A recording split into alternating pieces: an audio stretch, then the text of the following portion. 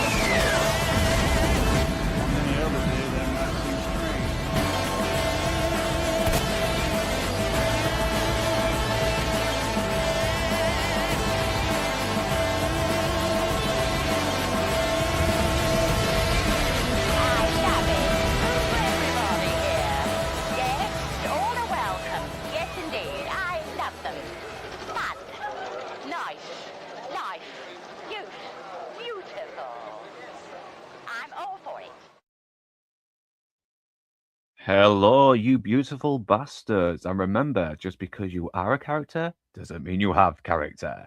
And welcome to my bastard breakdowns. And tonight we are discussing the 1994 dark crime comedy directed by Tarantino about the three intertwining stories about various criminals in the criminal underworld in LA with an all-star cast like fucking John Travolta, Samuel Jackson, Bruce Willis, Marcellus Wallace, fucking Uma Thurman, fucking loads. And yes, I'm swearing a lot, but fuck it, it's a Tarantino stream. We can drop a lot of F-bombs and M-bombs as much as you want. And Cosmic Keyholder, how you doing, man? So, yeah. And let's not delay any further as I introduce my best guest. Give me a minute to get the intro. Here it is.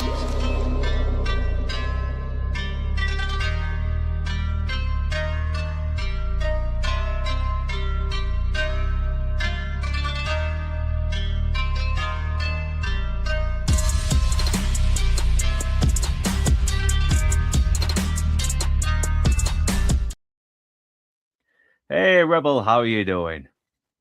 Oh, doing pretty good. How are you? Yes, and very sad to hear that this might be your last stream for a little bit. Obviously, you got things in life that you need to take care of, and it's very understandable. But hopefully, we'll make your last one until you make your return entertaining enough, pleasant enough, and hopefully hilarious enough to end on. So yeah, obviously, I'm glad to have you here. So on to my next guest. Safest if you never see my face. Okay. Mayor West hasn't slept at home for 3 nights. Kermit the Frog? Somebody talked! No one is safe! I'm getting out of here! Yay! What's his appeal? How you doing, man? Yeah, very good. Thank you very much for having me on. Always a pleasure to have you on, man. Always. Yeah, I love it. Truthfully, I love it. This and I think with the company that we have tonight, I think it's. I don't think we're going to be in better company. I don't think we could be in better company for watching this film as well. I couldn't agree more. Which leads me to my last and not least guest. Where's his fucking intro gone? No, Jesus Christ! Oh, I've got so much shit around here. Is it even there? Ah, fuck it. I'll just bring him on. Fuck it. Toxic Rebel. There we go. That's your intro. Sorry I couldn't find it. Yay. Yay. What a great one. Here, I put one down there for you. You can put that one on since he and I have the same name. All right.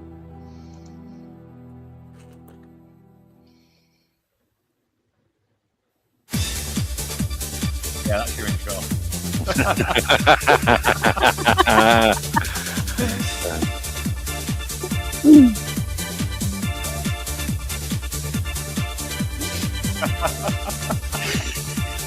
I don't care if we get flagged. It's fucking funny.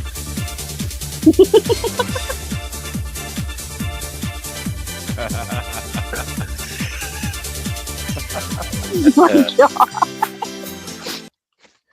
Yeah, the outtakes from Angel, obviously they couldn't make it into the actual episode, so why not just put it in the credits? Oh, it's still a funny scene. Great show, Angel. Glad to have you here, Toxic, and Cosmic Holder and Wemmy Spoons. Thank you for joining us, and please share this amongst your fellow friends and film nerds, whoever, even your local drug dealer. I don't care, as long as we get the subs in. It's Pulp Fiction, probably one of the best films to come out of the 90s. There's no denying. I know people praise the fuck out of it, but it feels like it's deserved. It really is. I mean, how can you not? It's got great dialogue. It's got dark humor. It's got an all-star cast. Everyone is firing on all cylinders here. It's you could just rewatch this over and over again and just see new things you never saw before about the characters or the themes that are going on in this movie. Bro, how spoiled were we in 1994? How spoiled were we with the movies, dude? Oh my God. How spoiled were we in the fucking 90s? Never mind that. I mean, we had Yeah. Unforgiven, Goodfellas, Pulp Fiction, fucking True Lies, Terminator 2, Fight Club, Lock, Stock and Two Smoking Barrels. Jesus Christ, we had tons. Oh. Yeah, it was good to get out of the 80s. I got to be honest. I love it for how stupid it was. So yeah, before we do go on to the movie, obviously I got to ask, when was the first time you came into knowledge of this or first saw this? And obviously when I first came into knowledge of it, it was because it was fucking everywhere. You could not escape Uma Thurman, black lads sitting on that bed, lying on that bed, smoke, that sexy black 60s Bob wig on it. It's it was very iconic as well, and the theme tune, everything. Space Jam ripped it, kind of used it as a little reference in a kids film. I mean, seriously, a movie about a guy getting bummed by a cop is referenced in a kids film. That's how insane the 90s were.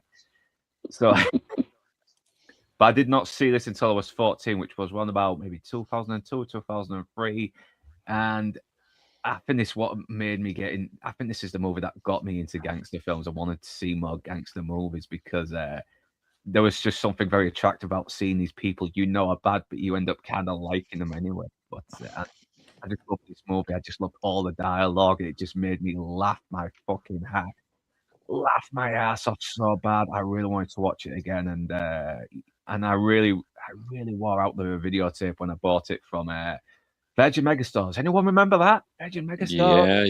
Yeah. Back in the day, yeah. God, you had two fucking floors, one with the music, one with the videos, and obviously the DVDs were coming out at this time, but videos were cheaper. So yeah, Rebel Rose. First time you came to knowledge of this movie, and first time you saw this movie. First time I saw it was as a rental, a VHS rental, when it came out. And we didn't get it.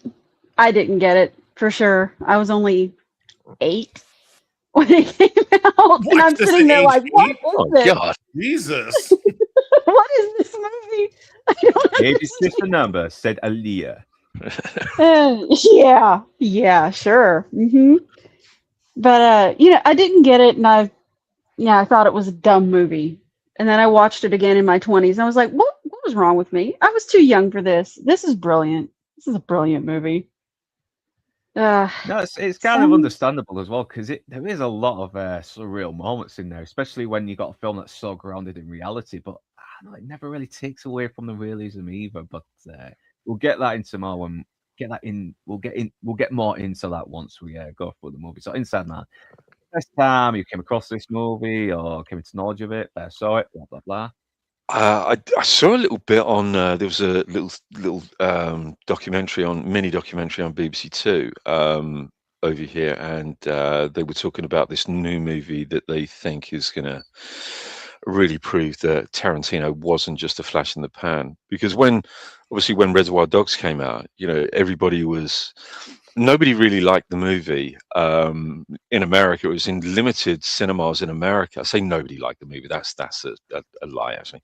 Um, but when it came to the UK, it was championed by Jonathan Ross, who's a TV presenter over here, and he really pushed the movie. And Tarantino actually did come on to one of his chat shows and thanked him and said, if it wasn't for you championing the movie in the UK, it wouldn't have done so well in the UK, and then it wouldn't have gone back to the US and been a success without his initial publicizing the movie and saying how good it was. And then this one came along. I saw this at the theaters.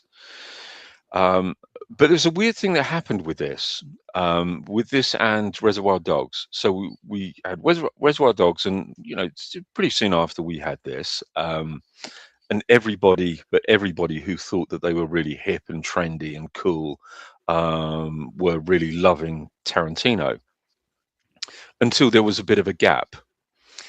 And I wouldn't say that he fell out of favor, but the ones that pretended they were cool, the kind of pseudo cool bunch, sort of abandoned Tarantino, and then they thought it was sort of passé. Yeah, they kind of it's like the whole hipster thing, isn't it? Yeah, really? yeah. I'm gonna like what everybody else likes. Basically they're a bunch of sheeple. I like to call them. And after this, after its success and everything, everyone's saying what a cool movie this movie was, and they just kind of abandoned Tarantino, and it really annoyed me. And it was, I don't really like Pulp Fiction, and it almost become a trendy thing not to like Pulp Fiction, because it's a really good, not necessarily innovative, but it was an original way that he presented old style filmmaking. You can tell all of his cinematic roots are really in this he's definitely movie. borrowing off Leone and Kabuki and all that lot. And this is what I love about Tarantino, right? He's unabashedly borrowing from people, and he openly says, these people are my heroes. These are the greats of cinema. Who better to borrow from than these people? At least I admit to it. So fair play to him. So and that in answer to that, sorry about the long-winded answer to the question, but in answer to your question, I saw this at cinema. Sorry about that. I wish I was old enough to have seen this at cinema. Fucking hell, just to be in there with the audience, laughing their asses off at amazing. Every single sick bit of humor in this movie, because you've got to be a sick fuck to like this movie. You really don't. And that's what it appeals to. That he does appeal to that. He does appeal to that little sick sense of humor that everybody should have. You should have that level of humor. It isn't for everybody, but I think he's proven himself that he definitely is for a lot of people. Yeah, and yes, you are Cosmic Holder. If you on this and you're listening to us and you're enjoying listening to us and watching Pulp Fiction, you're a sick fuck. Embrace it. Embrace it. Yeah. So fact, cheers for letting Sad Man and Lord Toxic. First time, obviously, was you working at the cinema when this came out? I'm guessing. No, and you know what? I love when you ask this question on your show. It's such a great way to get into what we're fixing to talk about. I love that you always ask this. I especially love it with this one because my sister, she started working at a theater before I did. This came out when I was 17. I was already working at a bar. God help me. I spent most of my free time when I wasn't playing football or doing some other shenanigans. I spent most of my free time in the cinema, just like Lance from Outcast Creative. And I would go and it was not unheard of for me to go in an afternoon, especially with my sister working at the cinema, and I could get in for free for me to go and watch like 2 movies in an afternoon. A lot of people are like, how could you just go by yourself and go watch 2 movies in an afternoon? I'm like, because it's awesome. So I went in and the manager was there. Her name was Barbara. We called her Babs. And I said, what should I go see? Should I go see this Pulp Fiction or go see this or go see that? And she goes, I've seen people either love this and come out and say it's the best movie they've ever seen, or hate it and walk out in the first 20, 30 minutes, or you're like an hour into it or something. I was like, really? I was like, well, I did like Reservoir Dogs. She goes, yeah, it's very different. I said, okay, well, what do you think? She goes, knowing what I know about you being such a little weirdo, I think you're going to like it. And I said, Babs, you gray-haired, chain-smoking fat broad, I couldn't take any kind of a recommendation. And I went in, and of course I loved it.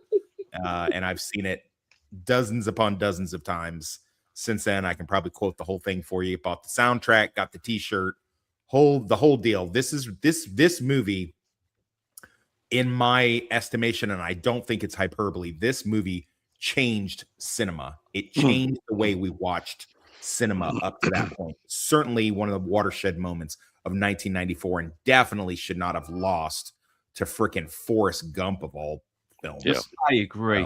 I Totally agree. Sorry, but fucking hell, man, that is I can't believe it as well. You can tell this film is kind of Oscar bait a little bit. This is not trying to be like those typical movies, was it? It had this style. It had the way it had this different way of telling a narrative. You know, the way it explored characters better, in my opinion, as well. Yeah, and it was as Toxic was saying, you know, this is kind of this is a bit of a jump off movie, a jump off point for so many other movie makers. You know, the way people have tried to emulate Tarantino, this is the one that they've really tried to emulate more than any other. Yeah. More than any other movie. There's some good directors out there, but they never seem to match the fucking style of Tarantino, no matter how much they try. Yeah. They No, 'cause we can't. had that, They haven't got the flair. Haven't got the flair, the talent. Yeah, because we also had this Tarantino movie called Destiny Turns on the Radio. I mean, really check it out. It really isn't that good. It's been a long time since I've seen it, but it was really trying to be a Tarantino movie, and even having on it just didn't help. You know, it's I need to rewatch it again though, but it's one of those movies that, But I think what you got is, you know, you got these, and I kind of understand it to a degree, right? So you got these idiotic filmmakers that think, aha, this guy, I think he may have cracked the code. I'm going to go back and I'm going to do what this guy does. The problem with that is you're not Quentin Tarantino for a start, the guy that has been immersed in movies since he was a very, very young child. I want to say immersed in movies. I mean, this guy lived and breathed movies every single day of his life. So you don't have that kind of influence. So essentially what you're doing is you're using the influence of Tarantino on your movies, who has been influenced by so many other filmmakers. So it's kind of you know, there's a degradation there. It's almost like you know, a fifth generation video copy, if you like. That's what it feels like with other people trying to emulate it. And I think, you know, Guy Ritchie is one of them. He has done some good stuff, so, you know, some stuff that I enjoy, but boy, does he think he's Tarantino, and he ain't. No, and he's never going to be. And you know, there's at the end of the day, there's a difference between an homage. There's a difference between having a flavor of somebody that, you know, is your better. And there's a difference in that and being a hack. Yeah. And you can really tell when people, there were so many Tarantino-esque that actually became a term that was brought into 90s vernacular. With, you know, this is a Tarantino-esque film or something like that, you know. But this movie, I just can't say enough good things. I mean, I'm going to try to let other people talk and not just completely run my mouth the entire time. But I got to say, man, like, this is just so much watershed moments happen that had just not been seen to the general public. Now, of course, you have those movie nerds like, well, you know, Akira Kurosawa actually did that a little bit better. You know, it's like, dude, shut up. No one's seen that shit. Okay. You know, I don't care. It's like when The Matrix came out and it was very, you know, and then they had all the people saying, well, actually, that was actually done in Hong Kong cinema a certain amount of time ago. Okay, great, but it didn't break the veil to the greatest country in the world, in America, and it wasn't brought in. Tarantino did that and was fucking he is fearless in this movie. He's fearless. He took the stuff that he did from Reservoir Dogs and he cranked that bitch up to 11 and put it in this. And he told his story, the story that he wanted to tell.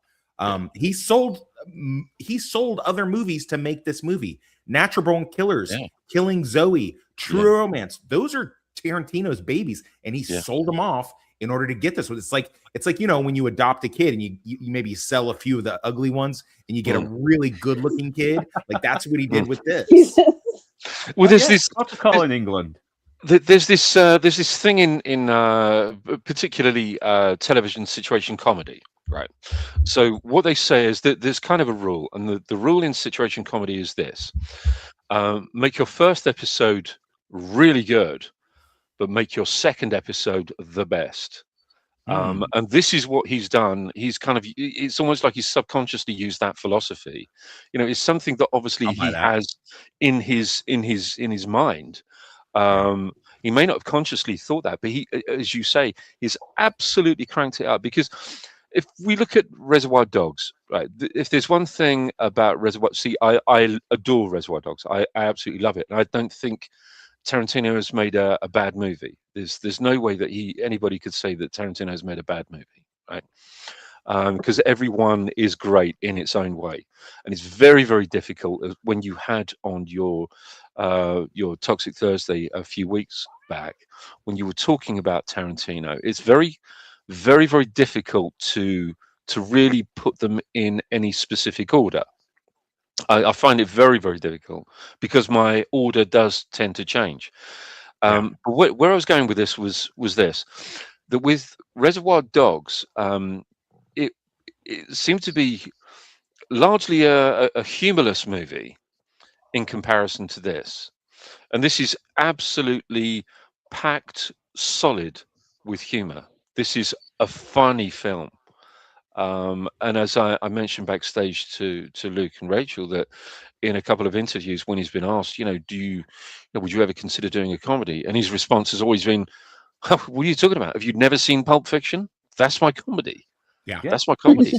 Yeah, he said the same thing about True Romance when they asked when are you going to make a romantic movie? It's like, well, True Romance is a romantic movie. Yeah, when are you going to make a real one?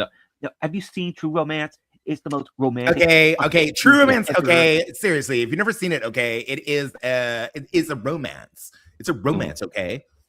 He's fucking good at writing romance for a guy who's this fucking dweeb. Yeah. Like, and you know why? Because he writes what he knows, and he knows what it's like to be in love.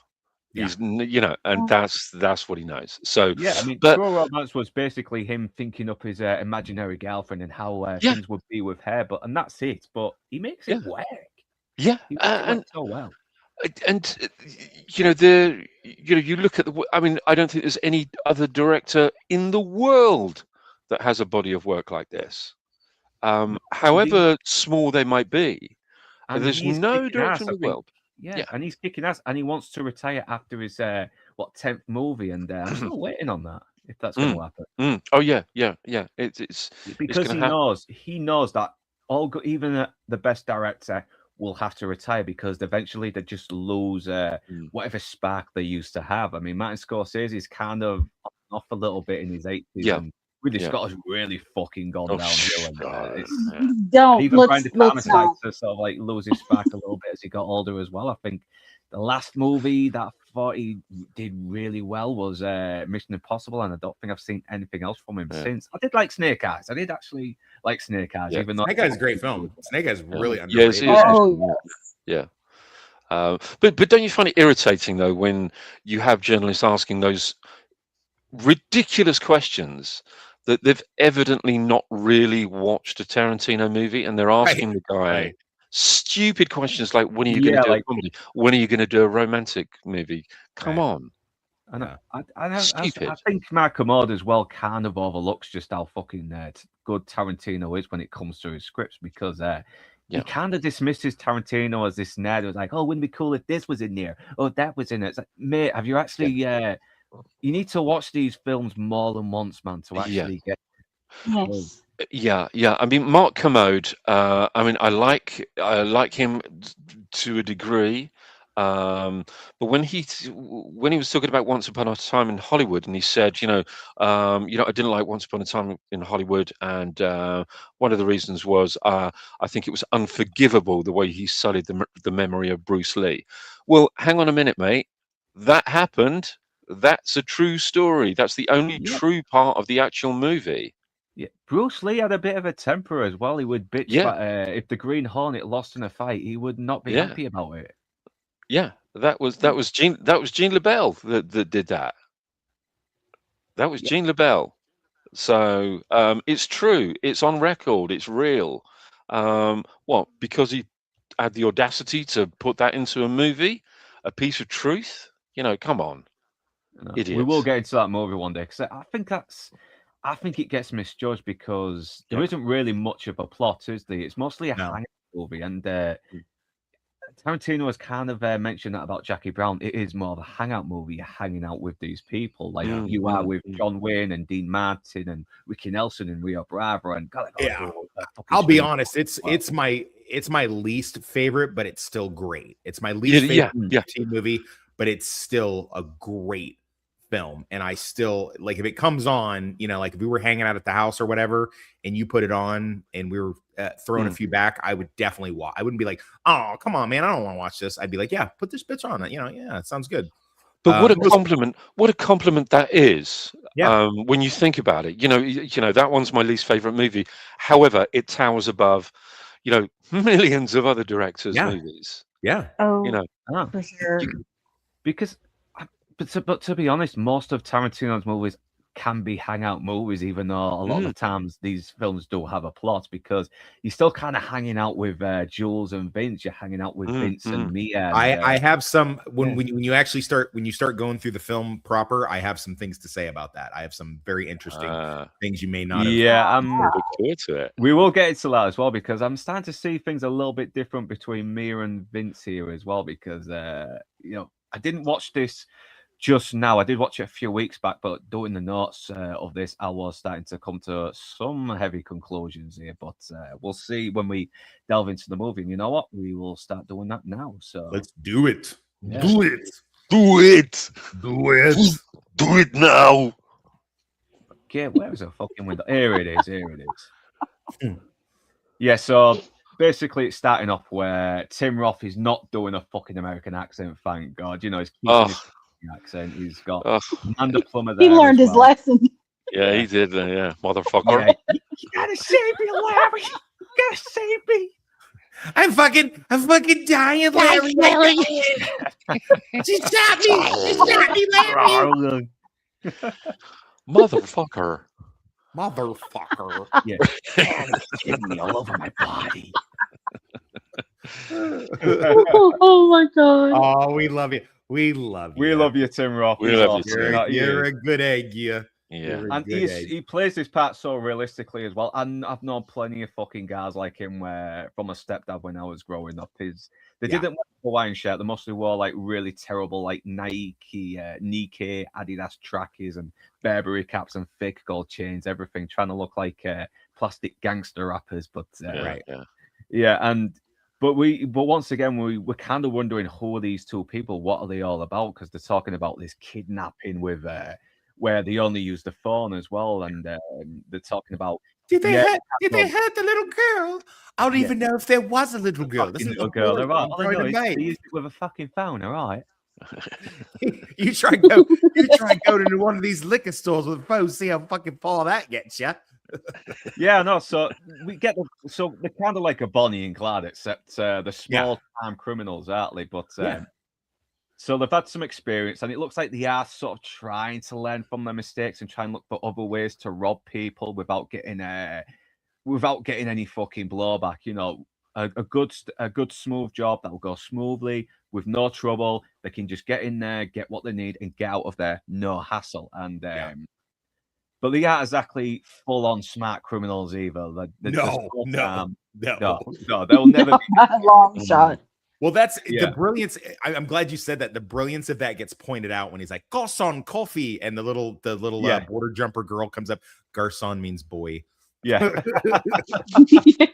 it's a good little moment. It's a very funny moment that feels real as well. It's like Yeah. It's not like some MCU humor. It feels like someone would actually do that, wouldn't they? Right. But, Oh Yeah. yeah.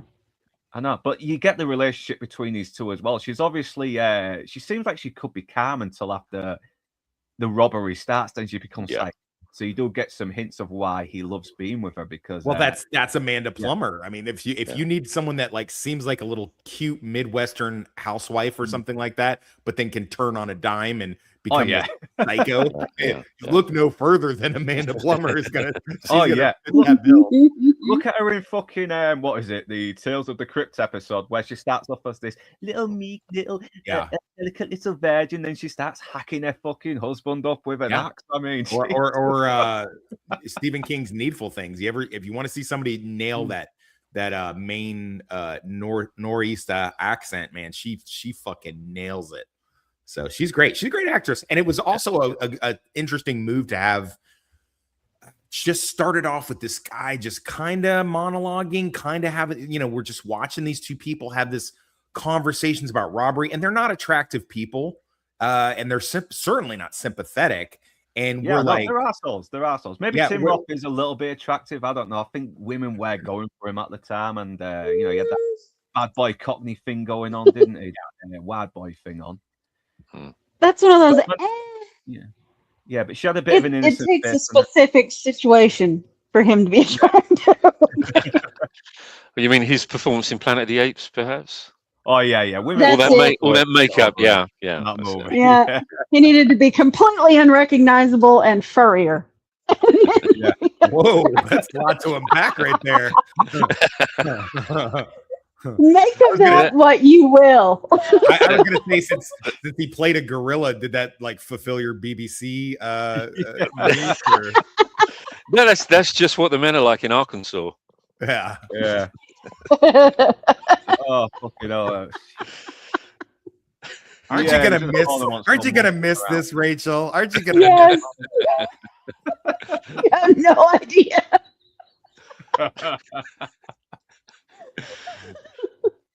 But You'll be here in spirit, though. You'll be here in spirit. you kind of get the Yeah. feeling Amanda Plummer's character, Honey Bunny, is a little smarter because she comes up. She's the one that came up with the idea of getting the wallets, didn't they? And it's like, Yeah. okay, that's a genius thing, and we could do it here as well. Why not do the restaurants? I mean, they're insured. They aren't going to play a hero, are they? Just to get a fucking bullet in their face, why not? So she obviously does go along with the idea, and yeah, they do have some good chemistry. They're only in there for a few minutes, but you get the relationship, and that's the strength of Tarantino's writing and the actors he chooses for these roles. He's got these very normal looking people. They don't look like any Hollywood glamorized looking people or anything. They're just ordinary people, and they look kind of psychotic as well, despite their affection for each other. But then this fucking great moment happens where it's like everybody be cool. This is a robbery, and Amanda Plummer just gets out going full on unhinged and not giving a shit, saying, "I'm gonna execute every last motherfucking one of you." And then the movie kicks in with Pulp Fiction and that really cool sort of surf 60s guitar twang thing going on there, and it's brilliant. I mean, you can really tell someone really wanted to have fun with the opening credits as well, because that's the thing with opening credits. They're supposed to suck you into the movie. They're supposed to hype you up for what's coming, and we barely see this in movies these days. They usually put at the end, and come on. I mean, no, introduce us to give us the opening credits. Give us a cool opening credit, to really suck us in. And we've seen all these great names as well. Ving Rhames, traitor, stupid ass bitch. Yeah, you virtual signaling liar. So yeah, why these fucking images keep zooming out? So yeah, it's gone black. And yet, loads of these great names as well. Peter Green, rest in peace. Even Quentin Tarantino shows up on there. Julia Sweeney, Frank Whaley, Phil Lamar as well. Fucking Phil Lamar. And even Danny DeVito apparently helps produce it as well. I was like, oh, fucking hell, that's a nice one. And then, the music changes to Jungle Boogie, so it's like someone's just turned the nozzle on one of the radios, and then we come to the car where we meet Vince and Samuel L. Jackson, and obviously John Travolta really has to thank Tarantino for this as well, because this kind of put him on the map after a very unfortunate flagging career in the 80s and some of the early 90s as well. I mean, there's no argument that he completely revitalized Travolta's career with this movie. Like it was the last thing he had done was one of the one of the 3 or 4 talking baby movies. So, oh yeah, rest in peace, Chuck Norris. Yeah, come on, that's very sad. That I'm kind of glad that we weren't doing a Chuck Norris stream today, because that would have been really weird, and I will have started to question me doing this a lot more. You know, divine intervention or something, which is very relevant to this movie. So yeah. Continue Toxic anyway. But yeah, John Travolta really just fucking his career really revitalized after this role. Get short. He was doing Broken Arrow and Face Off and The General's Daughter. Yeah, he was kicking ass, man. He really was at this time. And I think this is a film that kind of got Samuel Jackson recognized a bit more as well, because he was just doing bit parts in movies. He was doing he was in Coming to America, obviously, as the robber. He was Stax in Goodfellas, and he also had a small role at the beginning of Menace to Society as well as and he was supposed to be in Reservoir Dogs as well, wasn't he? Yeah, he was supposed to be the elder cop that's teaching the commode joke to Tim Ross' undercover character. I think maybe a scheduling conflict or something. I'm not sure.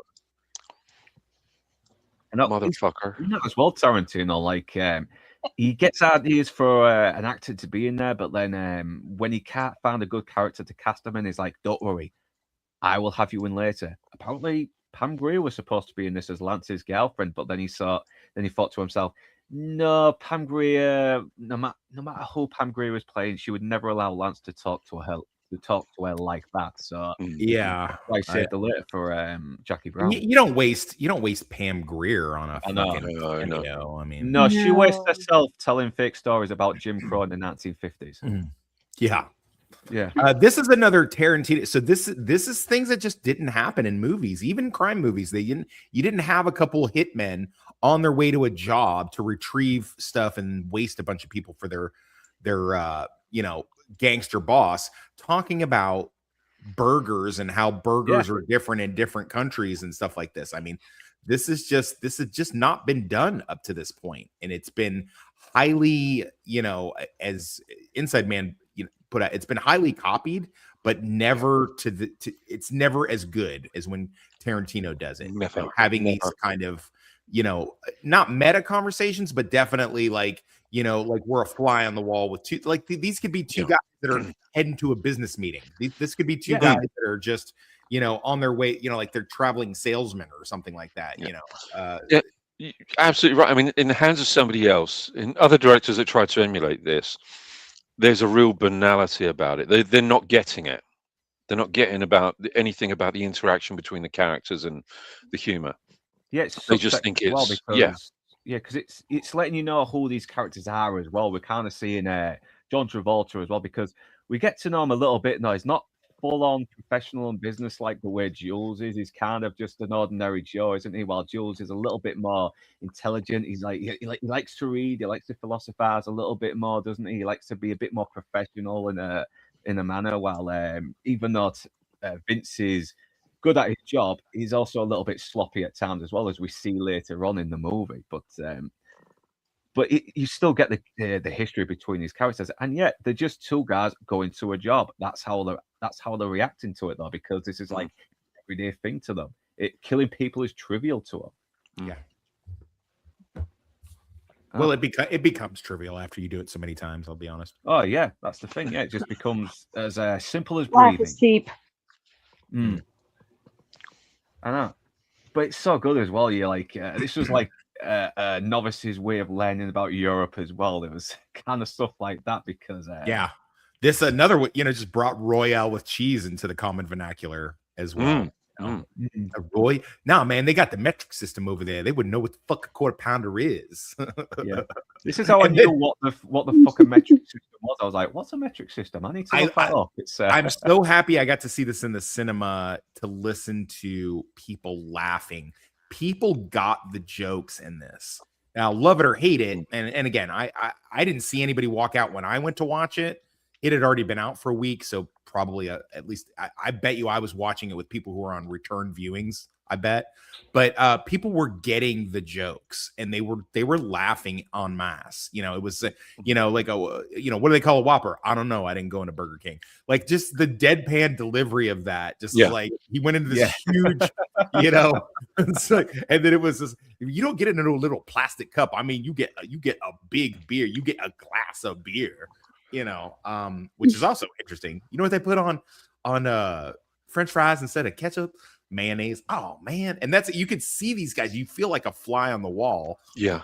As they're driving by Pizza Hut and fucking gas stations, just going into this thing. And then of course we get the great there's so many of Tarantino's little, Tarantino stamps in this, the shot of the people opening the trunk, the two guys opening the trunk. And what's crazy is it had already been established. A lot of the stuff that happens in this has already been established. Like anyone who was a fan of Reservoir Dogs, they've already know. Oh, it's the trunk scene. Yeah. Oh, look, they're doing the thing with the trunk. Yeah. And it does come back as well, the Royale with cheese later on, because it's used as a sort of like way to kind of threaten Brett as well a little bit in a very friendly manner. And I love how Jules is just very friendly when he's threatening. But it shows as well that the professionals, they've done this before. It's like, okay, there's a few people in the apartment. One of the guys has actually informed on them that these people are there, which we found out later. And we should have shotguns for this kind of deal. And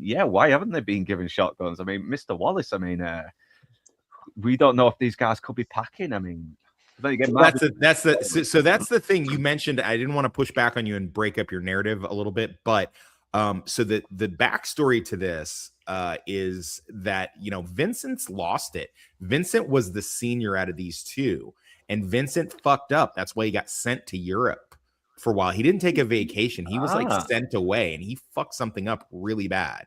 And they kind of sent him away. In Bruges kind of stole this idea a little bit, and then Wallace gave him a second chance. But Travolta's job as the senior of the two was to make sure they had the weapons that because they're obviously felons, so they can't drive around. But there's a rule: if you're a felon, you can keep a weapon in the trunk, unloaded, and it's called constructive possession. So that's a good get around for a lot of people who are felons that are still doing crime and things of that nature. That's why they're loading up the 45s and stuff right here. So it's pretty interesting. When you look at it from that angle, knowing what is that, Travolta's character, Vincent Vega, is on his way out. He's been fucking up, but because him and his brother have been so in the organization for so long, he was given a little bit of a pass and given, and this should have been an easy job. And this is a fuck up. This is a fuck up job. They fucked this up.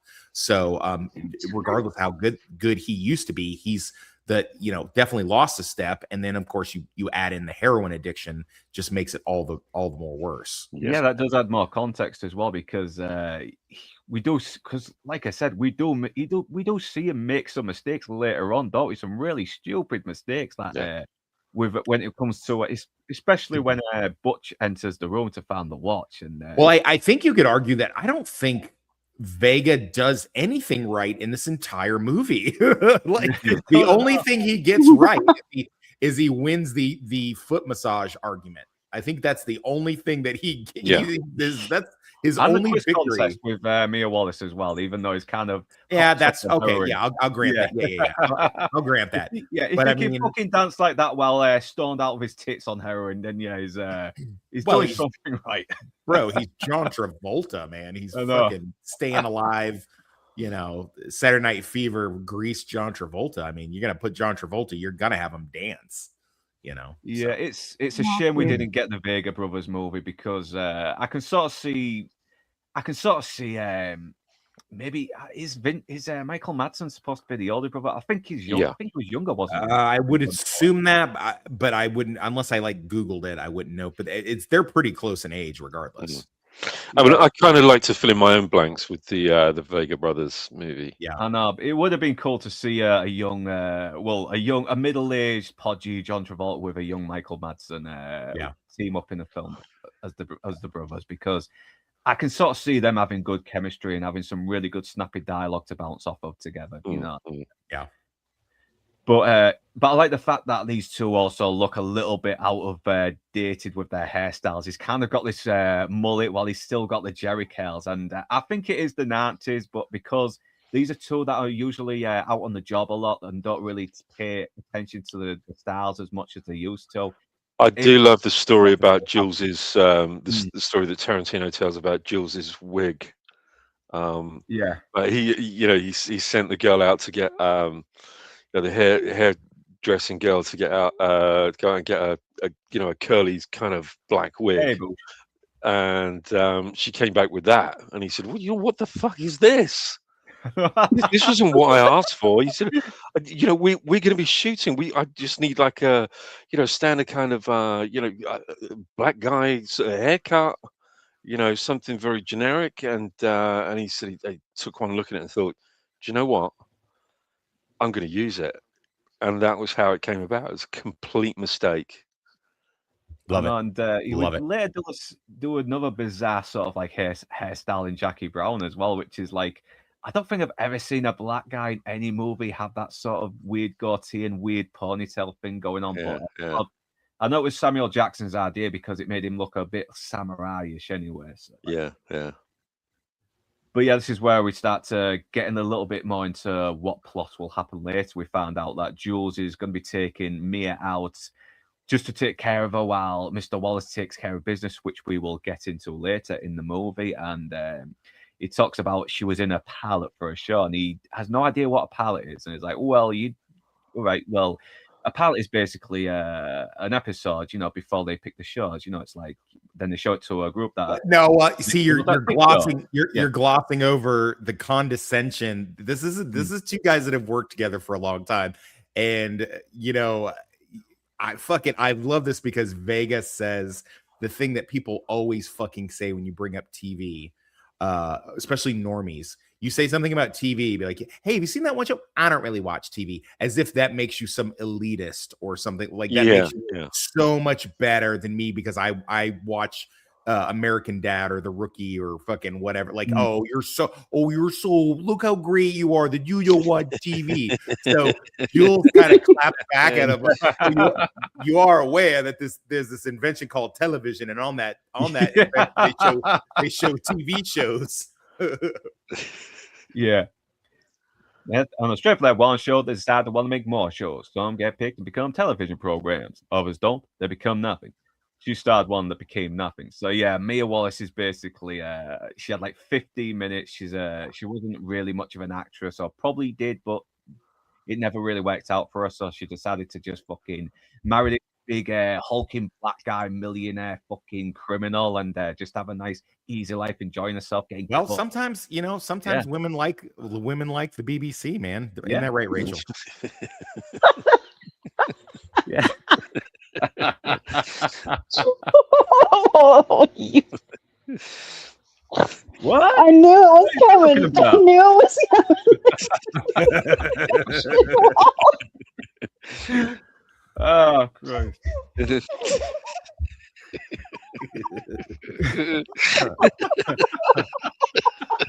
Thank you for joining Bastard's Breakdown of Pulp Fiction. You're going to get racist shit in this motherfucker. That's not the last one. You know what they're here for. This is the right movie to do it too. Next thing you know, Rosanna Arquette after the stream's gonna be fucking coming after me on Twitter. Hey, Gordon, did you really need to use the Niger word all those times during that stream?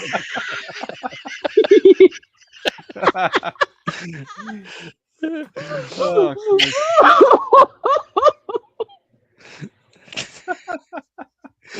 shut up, bitch.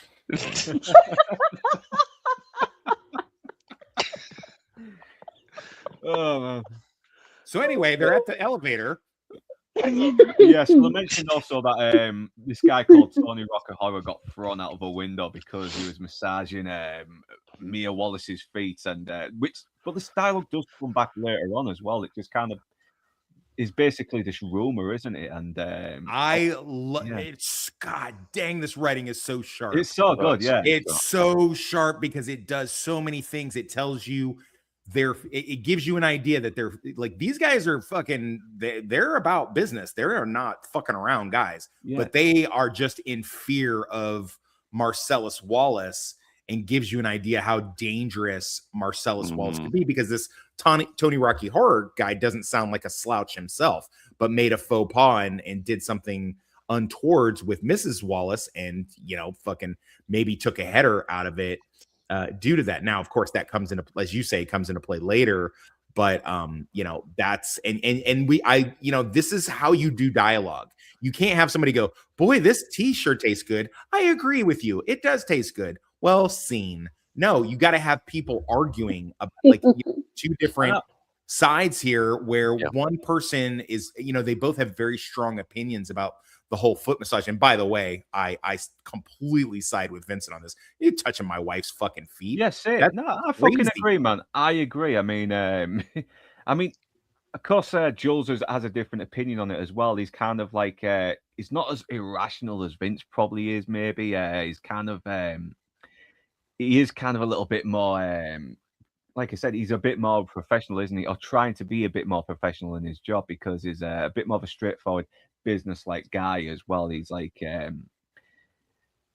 but it builds character as well. It shows what just how different these two are as well, but how similar they are at the same time. They're on the same page, but they have like different philosophies on life. Maybe Jules has some kind of philosophy on life, and Vince isn't really thinking about that as well. He's just a guy getting on with his job. He may not always be competent, but at the same time, he does seem to have some faith in Marcellus Wallace to have not had him live in fucking Europe for even longer. So who knows? But like you said, it might be a little bit of a second chance thing to go with him, which goes fucking tits up, as we see later, because nothing has to go right in the Tarantino movie, does it? Sometimes. Yeah. I love that the work with the camera. I mean, again, I'm not one of those, stupenzo, this is the greatest Dutch angle I've ever seen, this is great camera work, cinematography. I'm not that guy. I'm more of a, hey, Josh, I'm more of a dialogue guy, but we get both in this, because you have these guys having this conversation that's so important to them, even though they have this hitman job, and you see that they go to the door, and then it's like, let's hang back for a minute and finish our conversation. And the camera waits patiently for them at the door, as if like, hey, wait, we're doing a movie here. Did you guys forget that you're supposed to be over here doing a thing? And it's like, no, we're gonna finish our conversation and have this. So many of these verbiages and phrases and all of the stuff that they do, I use, on a day-to-day basis. Marcellus Wallace knew it. Mia knew it. Fucking I know it, and Tony fucking should have fucking known better. That's the guy's wife, man. He don't fuck around and play with that shit. Yeah. And I love, Jules had originally said, no, eating pussy and rubbing feet, they ain't in the same ballpark. They ain't in the same sport. Which I probably use that at least 2 or 3 times a week to talk about something that's like completely different. But again, it's not. And I love that Vincent is able to not only have this opinion about it, but he changes Jules' mind. Jules like, you know what, you got a point. And and then they go on to do the necessary, which is great. This whole thing's just great. No, I agree. I fucking agree as well. Have I ever given a man a foot rub? Only if there was a honey bun involved, and that's a conversation for a different.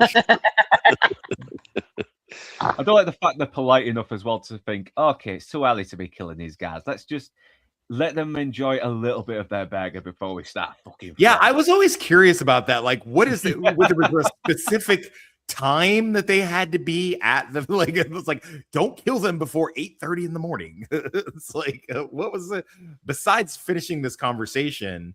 What was the big no, so yeah, obviously, so yeah, this is where we do learn about him taking the Mia as well. We've learned a little bit about it, and he's obviously not happy about it as well, because he's stuck with a fucking lame job where he's taking care of probably some spoilt fucking gangster mall that wants to take him shopping to some lame places that only she's interested in and he's not. But and there's Marvin there, Phil Lamar. I just love how calm he is. He lets Jules do all the talking. He lets Jules do the performance. It sort of hangs around, doesn't he? There's kind of like this laziness to Vince a little bit that I kind of like, okay, I'll do your thing. I'll just mooch around here until I need to do whatever. Yeah, that's not why they're covering, just like two detectives going to talk to somebody. You have a primary person and you have another person that covers the room. Oh yeah, just in case no one pops out. Which he never covers the bathroom though, does he? Exactly, which is another, which is to my point that he's gotten sloppy in his work. He's gotten sloppy. Mm-hmm. It took me 20 years to figure out what he means when he tells flock of seagulls. He was like, "Hey, flock of seagulls, just chill." It took me so long. He was about to do something, but kind of was chickening out as well a little bit because it's Samuel Jackson in a fucking afro wig, a black suit, and a fucking nickel-plated Colt 45. I'm guessing a Colt 45 anyway. Yeah, 45. Well, 45 Colt. Colt 45 is a drink. 45 Colt. I mean to say, and we get Big Kahuna Burger makes an appearance again. I love how he's taking this using this opportunity as well to eat a fucking hamburger because he has to be a vegetarian for his woman. So, well, it's a tasty burger. It's a dominant move because it's like that's the thing people do in prison. It's like you grab something off their tray. So it's just basically like I'm owning. Oh yeah. It's and he drinks all of his drink as well because drinks all of it. Yeah. Can I have some of your tasty beverage to wash this down? Yeah. That's the thing though. He's inserting his dominance without acting like a psycho, but he's still threatening. Right. So yeah, and once again, he brings back the whole fucking Royale with cheese as well. He's sort of like he's trying to build up. He's trying to get them on edge even more just by being polite before he unleashes all the fury on them because they're not fucking getting out there alive anyway. They've fucked over Marcellus Wallace. Marcellus Wallace does not fuck about when people try to betray him. I can tell you that in the 30 plus years since this movie came out, I can tell you anytime I meet someone named Brett, I always say, "Look at the big brain on Brett." You you smart motherfucker. Perfect. Yeah, this does crack me up when he calls him flock of seagulls. It's like, why I hear, and he's like, okay, well, and this is where they get what they're coming for as well, which is the most important thing. So obviously these guys were probably going to try and do a runner on with whatever was in that fucking briefcase. Try and go AWOL on Marcellus Wallace. And we get the combination 666 on the briefcase, which adds a little bit of a supernatural element, maybe. But it depends how philosophical you want to delve into it. And you never see what's in the briefcase, and I'm glad you never do. You don't need to. It's a MacGuffin. You don't need the briefcase. Is just a MacGuffin. Yeah. I know. And he's denied it, hasn't he? He's denied what that it is his soul, that is Marcellus Wallace's soul. He's denied it. Yeah, which we see later from the plaster on the back of his neck, which I think was kind of. I think he had an accident in real life. Marcellus he did. Wallace. Yeah. They decided, you know what? Let's fucking use it. Put it in there. That's what if you have a story, whether it be a book, whether it be a TV show or a movie, if you have a story and people are just endlessly debating the meaning, and talking about it. I mean, that's what you want because it's going to make people watch it or read it or stream it again. Because they want to know, see something they've not seen before. It doesn't need to be 2026 Netflix where you have to hold their hand and give them all the information so that people can pay attention. That is the biggest mistake you can make. Yeah. Never tell them everything. Yeah. I know, and this is one of those. This is why this is the type of film that you can discover new things about it the more you watch it as well, because it's like you see the 666 combination on the briefcase, and you can sort of like interpret it as well, like maybe they're unleashing a curse on each other as well, like by opening that briefcase, because things go fucking wrong pretty bad, don't they? After this, what happens here? And Brett's obviously trying to talk his way out of it as well. And he's like, "My name's Pip, and you're asking talking your way out of this shit." But he is and once again, he still tries as well. But then Jules is like, "All right, enough fucking around." He shoots his fucking friend, and he's like, "What? Did I break your concentration?" And he's like, "Yeah." He's Well, been allow me to retort.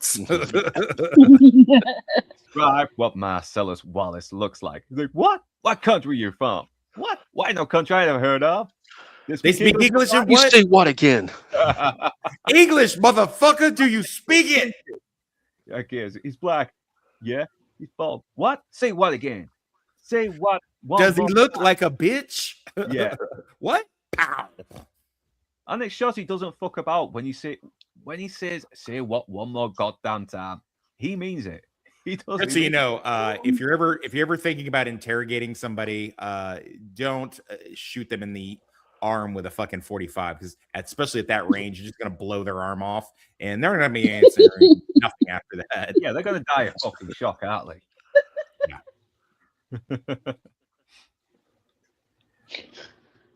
Yeah, Marcellus's soul, the Elvis suit from True Romance. Yeah, there's been laws on there as well.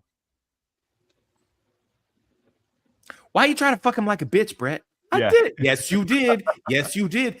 And Marcellus Wallace don't like being fucked by anybody but Mrs. Wallace.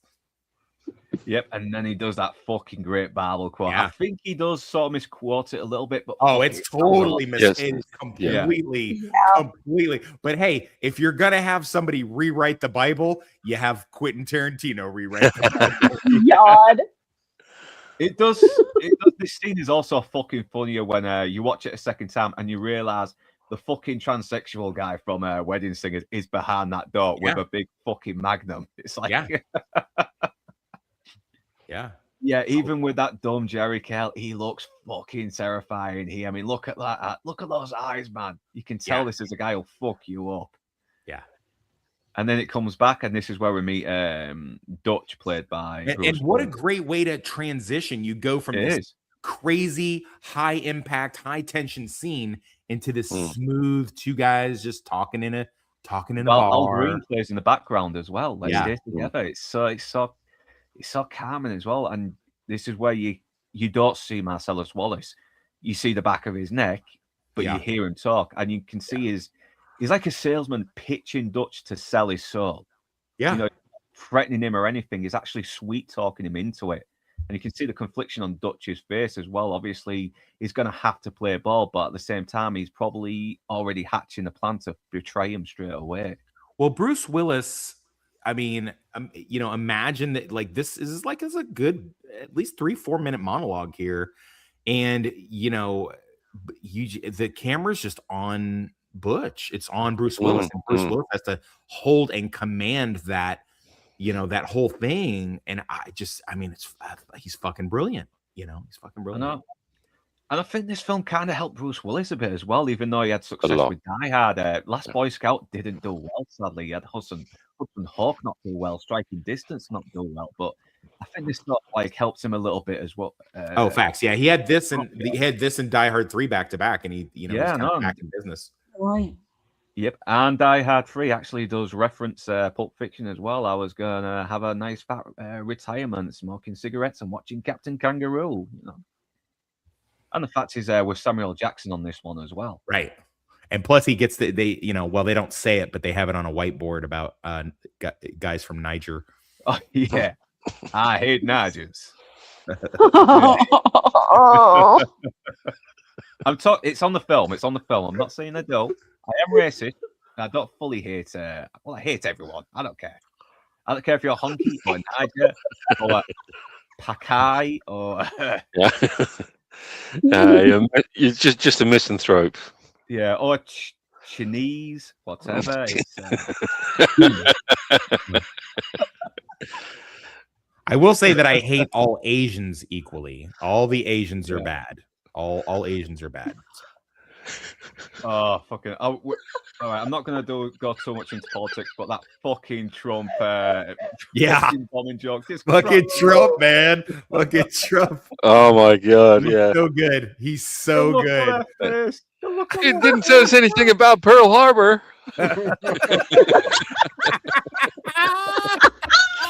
Holy hell.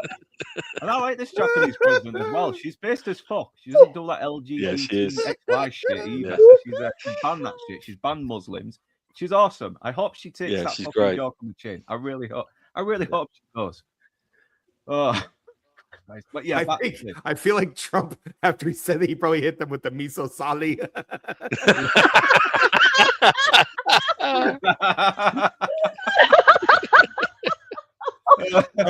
Miso sali, Prime Minister. Are you angry? Hey, folks, miso sali. I saw. Asshole. Are you angry that I said that? Are you sad? Are you mad? Are you glad? I can't really tell. Are you Asian or just sleepy? I'm not sure. We are not above casual racism. Yeah, we really aren't. We It's beyond casual at this point. Pretty professional at this point. I mean, we're not made up. we're not open bar racist, but we're getting there. Just give us a chance. We're getting there. We're like AAA Major League Baseball right now. AAA. We're pretty fucking liberal. We're pretty socially liberal. That's the thing. You know, that's why we are. That's why we enjoy the casual racism. Yeah, or Yeah, racism. this is you know, kindergarten compared to open bar. Yeah. Yeah. Yeah, we need to really go west, don't we? The drinker says, "I'm not racist. I had Vex Electronica on my show, didn't I?"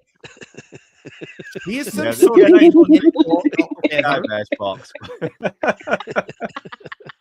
We love you, drinker. We take the piss because you're a big YouTuber, and you know we got to humble you, my friend. We got to humble you. So, but yeah, this is like you said, it's a really good monologue. And the thing is, he's not really that wrong, because boxers do have a very short amount of time before the fucking knees give out, shoulders give out, everything. You know, and the fact that they're taking punches to the head so many times does fuck you up in the long run, and especially. Even in your late 20s, it can fuck you up. Even when you first start in boxing, getting punched in the head can fuck you up. It's just one of those things. But once again, it's setting up another plot point that's connecting to another one as well. It's like two of the plot points are colliding with each other in this scene before we get to the next one. In a logical, believable fashion. Yeah. But also, because it's shot out of order, it is like a happy surprise. So that there's so many moments when you watch this for the first time.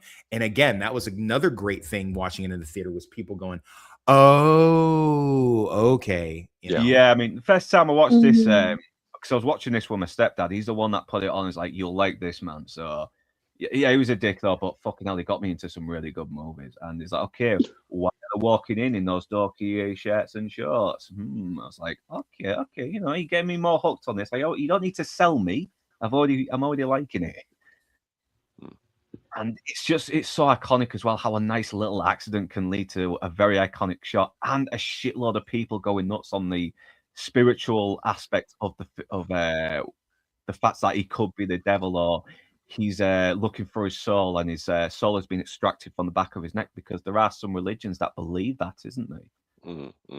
Yeah, and this is where he says that last bit of monologue as well to really sell him into selling his soul. It's like, tonight of the fight, on the night of the fight, you will feel a slight sting. That's pride fucking with you. Fuck pride. It never helps. It only hurts. And Ving Rhames, man, he fucking really nails it out the park as well. He was really good in this, Ving Rhames. Oh yeah, Ving Rhames can never do wrong, in my opinion. Yeah, same here. I've never seen a bad Ving Rhames performance. I mean, the only time I've seen him go a little bit over the top was in Con Air, but he was still fun. He was. He's great. He's great in that. Yeah, I guess you could maybe make perfectly in character though. Yeah. Well, we know Rachel liked him in Con Air. Jesus. Yeah. Favorite character, okay. Favorite character. I bet you'd go give him a conjugal visitor too, wouldn't you? Well, any other day that might seem strange. Yeah. And yeah, so this guy right here, he's a great character actor. Yeah, he's in King of New York, isn't he, as well? Yeah. I can't believe I didn't recognize him at first. I don't know. Might be in the little hairy patches that's supposed to be a goatee. Yeah. I don't know, but he was the original choice for Jules. oh man, I can sort of see it wow. a little bit. But yeah, I'm glad that they picked Samuel L. Jackson, and he still managed to Mhm. give his friend a nice little pat as well, because he's still very memorable, even though he's only in there for a small amount of time. Paul Calderon is his name. He's a really good character actor. He's really, really good. Yeah, we've seen him in Miami Vice as well, as a couple of drug dealers. Mhm. Yeah, he is brilliant, and yeah, Out of Sight as well. He's like the detective, isn't he, with the fedora hat, who hangs out with Mhm. Jennifer Yep. Lopez's character. Yep. That's right. Yeah, and obviously they're all in fucking bad mood as well, because as we found out later, because it's not one thing that happens, it's a bunch of things that happen after as well, isn't it? That Right. cause Right. pissed off. Right. So yeah, and obviously he's not met Mia yet, and everyone's laughing, and he's wondering what's the fucking joke, and it does kind of make Vincent look a bit touchy as well. He's quite a touchy guy when you think He about is, yeah. it. Yeah. Well, because he's getting one, he's tired of people taking the piss out of him about the Mia Wallace thing, and which is a shit assignment. It's a shit assignment, clearly. And number two, he's going through withdrawal. It's been a bad day. He needs to get his fix, and all of these things are delaying him from getting getting well, as they say in the heroin trade. So yeah, that's a fucking hard one to get well from, because I've known people who have actually gone cold turkey, but they always revert back to it. Yeah. And they end up getting more fucked up. It's it's not good. Stay away from fucking heroin. I mean, I know it's probably going to make more kids get into heroin, but no, please stay away from heroin. Don't be a dickhead, all right? Never take drugs. Yeah. I'm not even full on anti-drugs, mate. As they say in Garth Marenghi's Dark Place, never take drugs.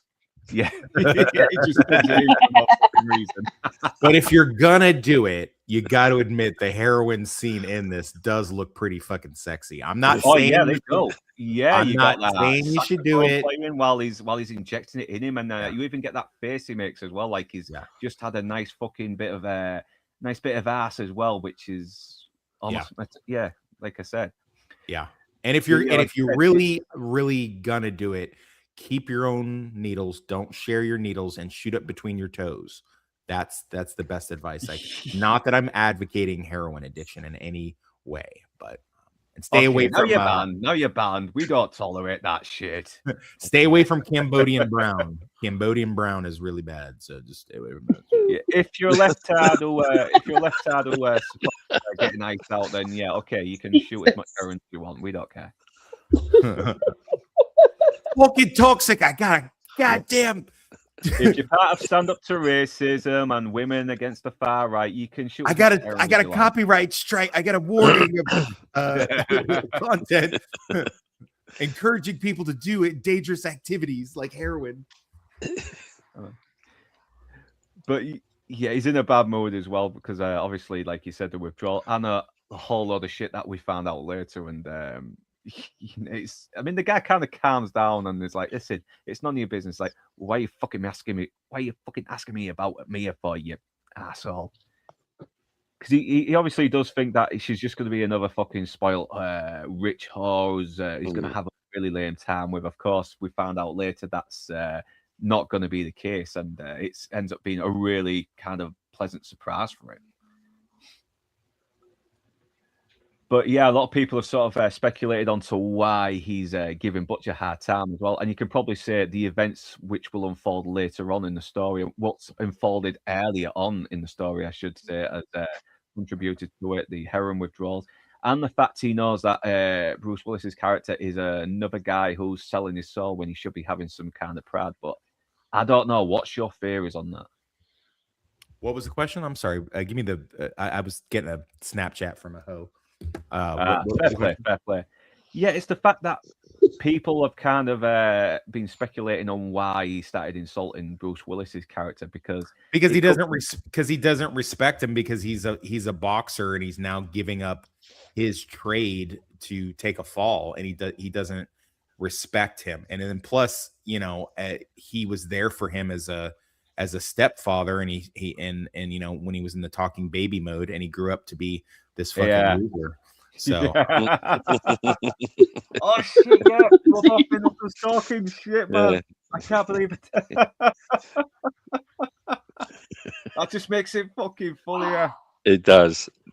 Yeah. But I think you are right on the respect thing as well, and but it could also be due to the fact that he's had this really fucking bad day as well, and he's about to have he feels he's about to have a worse day, taking out Mia Wallace as well. So it could be all of that.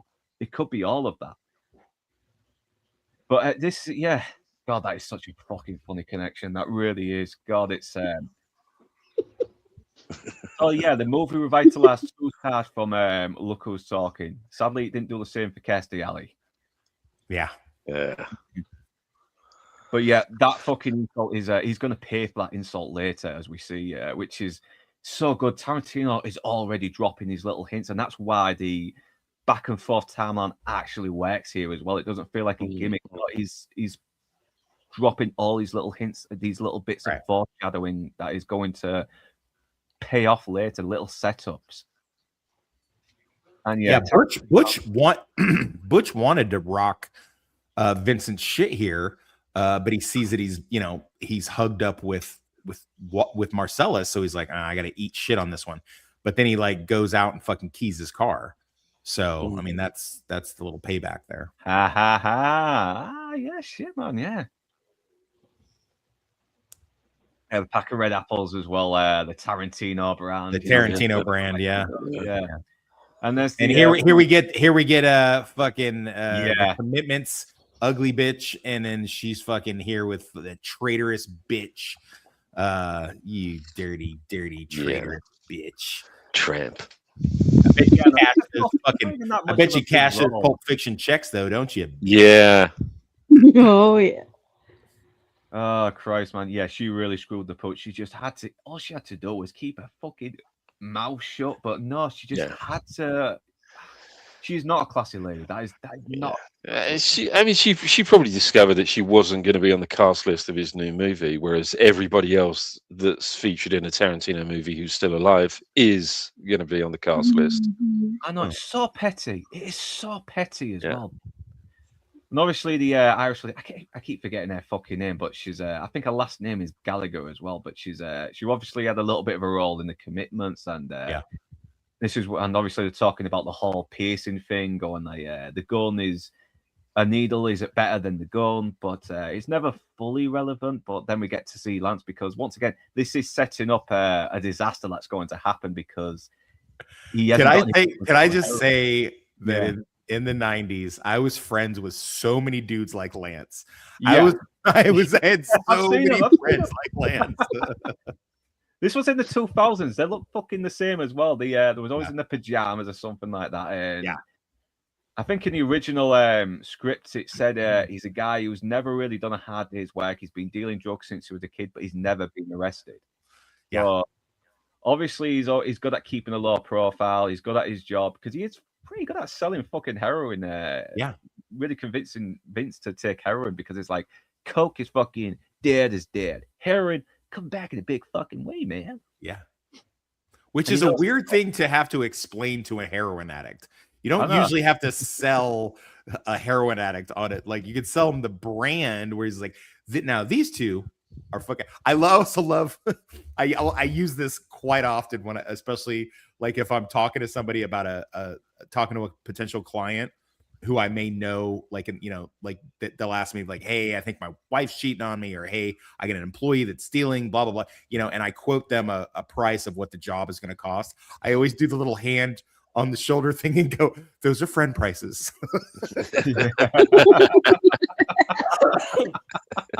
Nice. Yeah, but yeah, I've known plenty of fucking people like him as well. But my stepdad was into that kind of business. He was terrible at it, but fucking hell, you really did meet some interesting people. Just make sure you don't have any valuables lying around, because they will steal them. They would steal a torn up £10 note. Yeah, guys like this, when we used to come over to our place. Like, if you have a guy like this at your place, or a chick, you make sure when they leave a room and you can't see them, you'd be like, hey, make sure you're clapping your hands. So you have to keep clapping the whole time you're out of my sight, because I want to make sure you're not fucking stealing. And it looks all lived in as well. It looks like a very typical shit all you get in LA at cheap drug dealers have. And but once again, you sense the history between these two as well, because even when he says, "Hey, do you want to go out with this girl? What, the one with the shirt in the face? No, that's my girlfriend." And he doesn't get totally pissed off about it. He knows he didn't really mean any harm. No, it's better because he goes, which one's Trudy? The one with all the shit in her face? No, that's Jody. That's my wife. Thinking before he speaks, does he? He kind of just opens his mouth and just lets whatever comes out. Yeah, it's like anyone else would probably say which ones. Is she the one with the piercings on her face? Because that's what most people would say anyway, wouldn't they? But not him. No, the one with all the shit in her face. I also love the little detail of like, this is how scummy his operation. Like, I don't have any balloons. How about some Ziploc baggies? Or he's like, honey, can you go to the kitchen, get me some plastic baggies and Twistix? I know that's the thing, because heroin's supposed to be in the balloons, but the cocaine is in the bags, and that leads to a fucking disaster when exactly. Yeah. There you go. It's Look at the big brain on bread. You a smart motherfucker. That's what I love about this movie. You just start to notice new little things the more you go into it as well. And look at all the tribal shit is on there as well, because he smokes weed. It's kind of like a hippie or some kind of something, or trying. Yeah, so there's always that little bit of pretentiousness to these drug dealers as well. Yeah. Yeah, they sell fucking drugs to kids, but they're Buddhists as well at the same time for some reason. Right. They always give you the whole, nah, man, this is stuff from the earth, so it's okay. We got to expand our mind. It's God gave this to me and you. It's pseudo spiritual nonsense. Yeah. Yeah, but there is a bit of a throwback as well to the 60s cinematography and the Italian directors with this movie as well. And this, this man. Inside Man just went from 6 to midnight when you said that. You better believe it, baby. Honestly, if Sergio Leone did a bloody pulp crime film in the 90s, he would have done it like this. The way, like you said, it's done very erotically as well. Like he's just having an orgasm, the best orgasm ever from a heroin needle. And look how loved up he is as well. He's got that fucking smile on his face, with the wind blowing in his hair and the heroin running through his veins. Yeah, makes me want to do heroin. I know. And the music's fucking good. I mean, I just can't emphasize how fucking great the music is in this movie. It's got that 60s. Why are you enlarging the black slide? What are you doing? You just that's Nick's. I blame Nick's for that. Where are you, man? There's like a black slide. What are you trying to get? You're just trying to get. It's probably from the frames. It's probably from the frames, because sometimes it cuts to black a little bit, doesn't it, before it moves on? But I blame Nick's for that. You should have got rid of the blacks. Yeah, you're fired.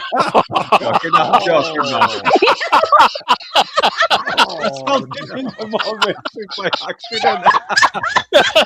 Here we go again. I just realized what I said. Oh, I'm so candid.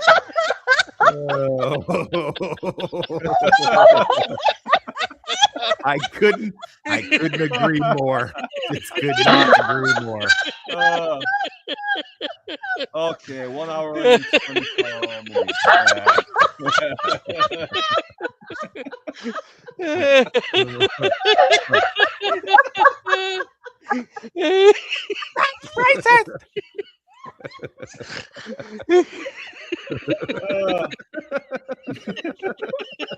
What a piece of shit you are. I have black kids, you fucking racist. Oh my God. Damn, man. Horrible. All right, I'll leave it out. I hate these cracker ass motherfuckers. Okay, there we go. There you go. Oh my God. All right, I'm time stumping that. 1 hour and 24 minutes. There you go. Nice. Yeah. Open bar, here we come. Oh. Oh. Oh god, I love this entrance. I love this fucking this introduction as well to Mia Wallace as well. It's so good as Yeah. well. They really give this mystery to her as well. She's got these like 1960s monitors, things, and everything. It looks very Yeah. vintage looks like something from a James Bond movie. Look, she's even got the old Yeah. big tape reel player, everything, all the vintage tapes, records, and that. She's got this real good old school retro decor, and it's oh man, I want a place like this, man. Yeah. Oh, There is a deleted scene.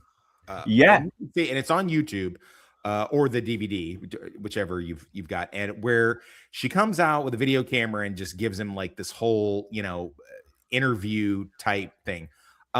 It's not bad. The dialogue's very good. Just basically asking him the difference between an Elvis man and a Beatles fan, and it's a great bit of dialogue in it, but it really slows it down. I agree. It's just so much better for the unseen from the back, cool walk, Mia Wallace to walk out, do that little twist with her hips, and it's like, let's go.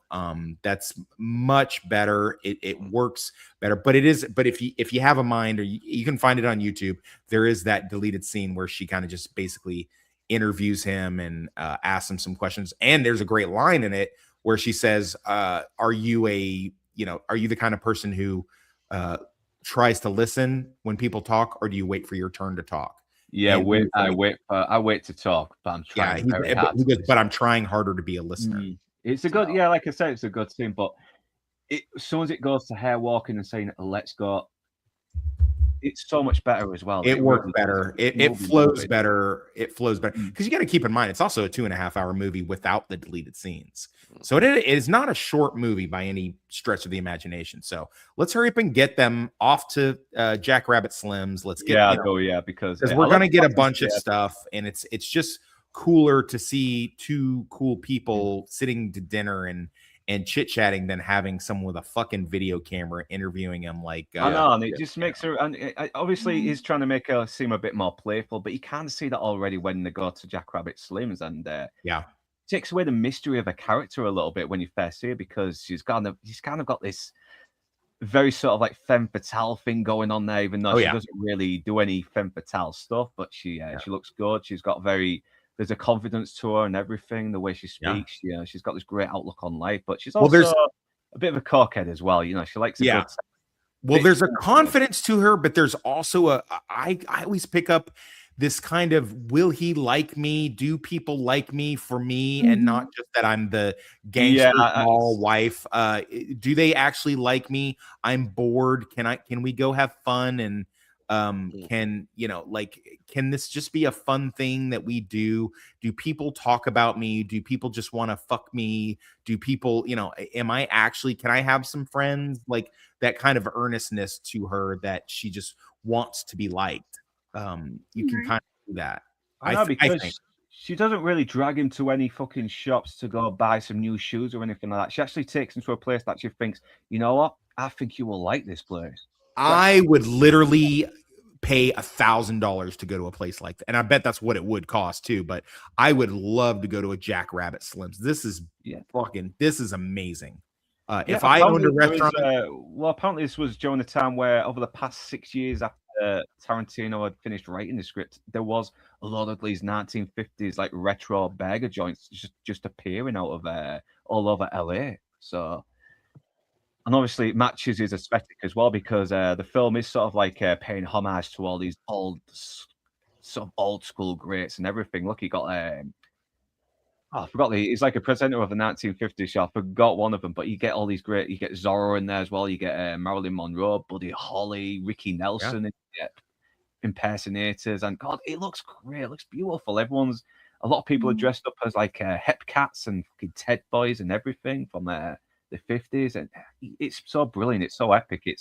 It kind of reminds me of Goodfellas when you see Karen go into the restaurant with Ray Liotta, Henry Hill for the first time. Seeing his well through her eyes, and And you can sort of see Vince is starting to look like he could be enjoying himself as well, because as soon as they get into the Cadillac and she's asking what he thinks, he's like, it's like a wax museum with a pulse, and you can see that the energy in this scene, watching this in the theater, just you feel like Vincent feels, like you've just been dragged into another world. And I like it. I like it a lot. And once again, these two are fucking mad chemistry, and it's, you really can't, the way they build it up as well, like there's going to be this sort of like romance they could never have as well, because you can really see they're getting along so far as well. I mean, he's obviously shooting himself up, because not just because he's addicted, but also because he wants to get through this whole fucking day and get it past. But now he's surprisingly enjoying himself, and you can tell this is a guy that's mostly in his comfort zone. He doesn't really explore much or try new things, and she's kind of giving him a new little bit of an outlook on life. And like obviously she's a woman that actually just wants to. It was basically just trying to live life to the full a little bit as well. Yeah, she's kind of got a bit of a drug problem, but she's very likable though. She's very energetic, which is a nice contrast to Vince. She's so enthusiastic about trying to live life. That's how I saw the character anyway. But yeah, I think maybe because she's been deprived of real freedom, and as Toxic was saying, real friends. Well, yeah, because that's the thing. If you're with a mobster, you can't have real friends. You can only be friends with other mobsters' wives, because because what you're gonna say to your normal friend who goes to works 9 to 5 at a fucking retail store, like, oh yeah, oh, my baby just got christened, and he just won the spelling bee. Oh yeah, well, my husband just fucking killed someone and dumped his body in a vat of acid. It's not gonna work, is it? That's the thing. That escalated. Yeah. A little bit. Yeah. But yeah, it's like you said, she does want to come across a little bit like she wants to be liked as well. There is still a vulnerability as well. She's talking about a failed parlor as well, just to keep the conversation going. And this is like where we get a bit of a prototype to Kill Bill as well, in a way. Yeah, Fox Force 5. Fox is more a bunch of foxy chicks. Force, we're a force to be reckoned with, and 5 because there's 1, 2, 3, 4, 5 of us.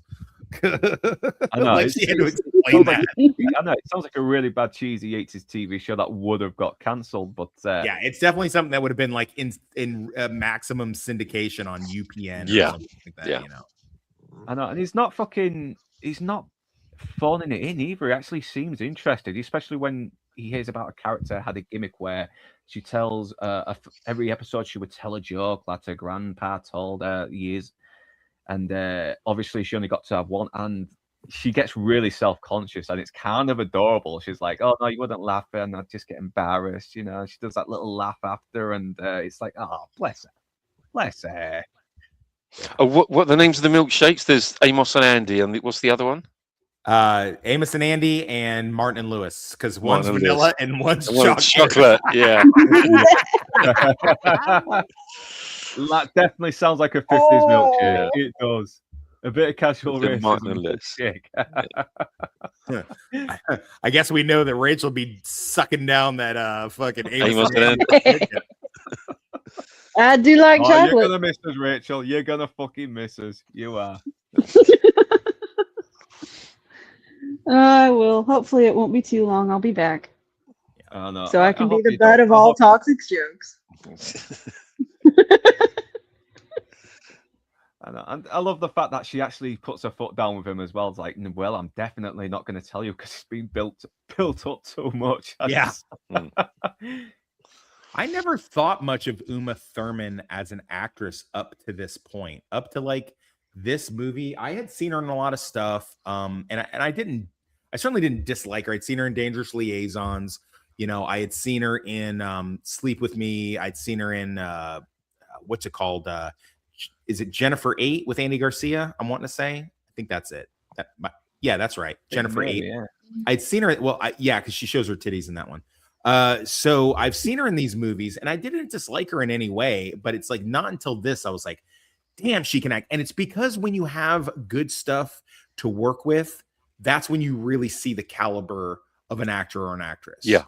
So she seems to be at her best when Tarantino is directing her, and it really pissed me off when she started saying, "Oh, Tarantino didn't guide me when I was doing the stunt car at 20 miles an hour," and it's like, what? Tarantino spat at me. Yeah, because it was for the fucking scene in the movie, wasn't it? The character spits at you, and Tarantino had to do it because he could get a better aim at spitting than the actor could. It's part of editing. But yeah, even he starts to see why she's getting the $5 milkshake as well. He loves it, but you can really see a part of her is starting to. She's kind of feeding this enthusiasm onto him, a kind of enthusiasm that he doesn't really seem to get much in life himself. No. At least not since he's been back from Europe.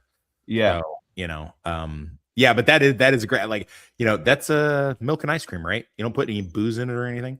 Nope. Yeah. Okay. Just checking. He gets a bit embarrassed, doesn't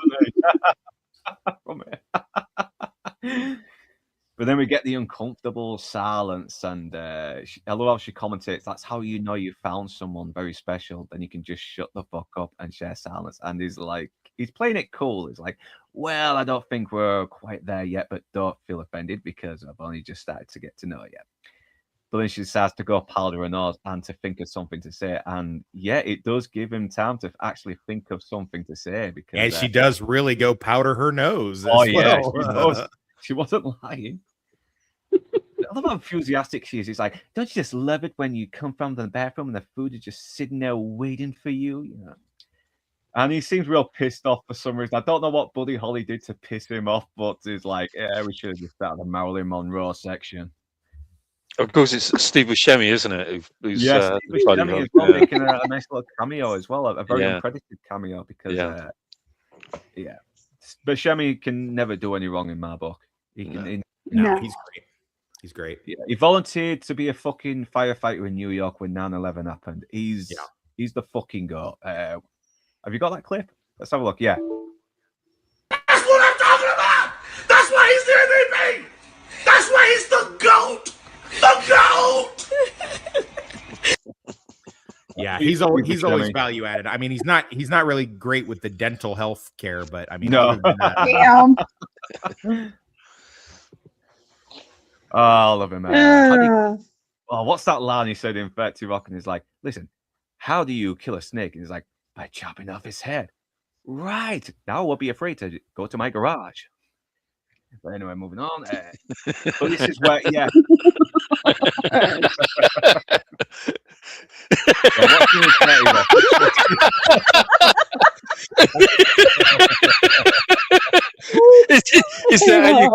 Is that how you cover up a lead balloon?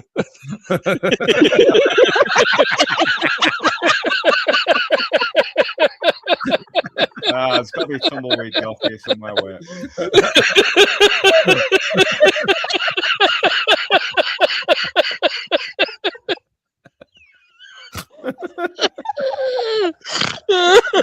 What? Luke, why do I get the impression that's the same thing you say to the wife when you finish too quick? Like, anyway, moving on. You think we should get a puppy?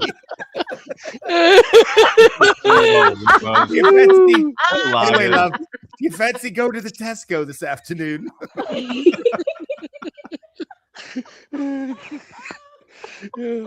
Timestamp.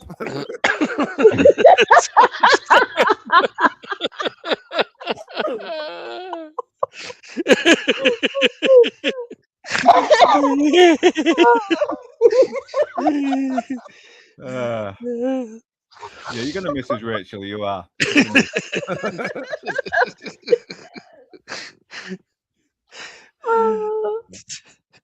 Slides.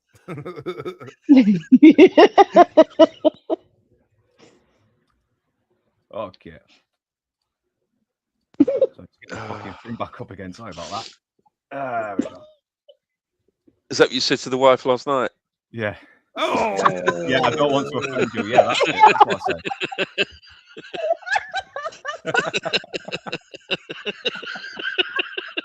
Yikes.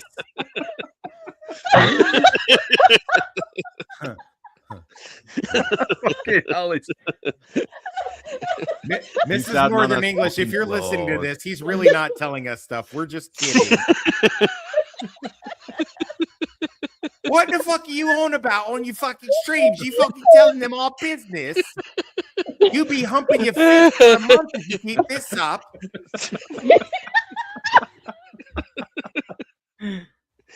Yeah.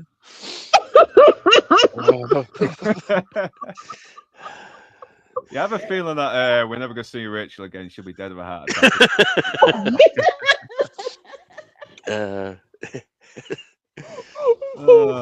Miss that laugh. Gonna miss that laugh of yours. We really are. But it does bring back the whole foot massage front Tony Rocky horror out the window thing, though, doesn't it? Because it's just come to him because now he can find out the truth for himself from her. And isn't it great? Isn't it so well done that it's wrong, or at least it's wrong from her perspective? So it's pretty subjective. So because we don't know, is she lying and she just doesn't want to be responsible because women dodge accountability like fucking Neo dodges bullets? I was kind of thinking that as well. Yeah, I was thinking that maybe it kind of is true and she's kind of very good at lying, maybe. Yeah. Or is it possible that there really was some other reason and it is them? You little what does she call them? Scamps. You little scamps get together and you're worse than a bunch of old biddies in a sewing circle.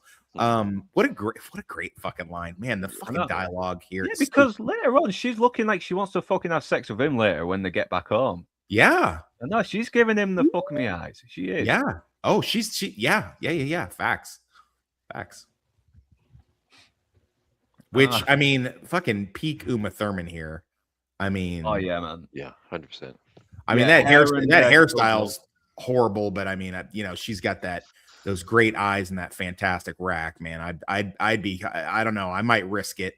I don't know if I'd go so far as to get thrown out of a window for her, but I mean, I'd at least take a fucking beating, for that one. So I mean, I don't know. Yeah, what is Peter Griffin says? I haven't been this mesmerized by a woman's beauty since I was Uma Thurman's eye wrangler or some shit. Was it Uma Thurman? Was it Uma Thurman that he was making fun of? Oh, Peter, don't do that. That's not nice.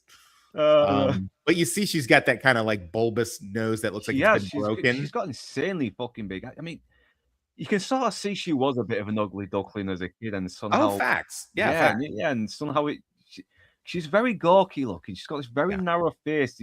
She's got these feet like fucking canoes, these big eyes, and yet somehow I can't resist that. No, yeah, she is like that, but she still looks like she could take a punch, which is what I always look for.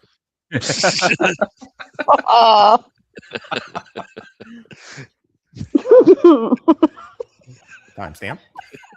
So anyway, you got the twist. Yeah, we got that really good twist contest as well. And I love how she's eager to jump on, and he's like, "Oh no!" He gets all self-conscious, but she gets him out of his comfort zone. Yeah.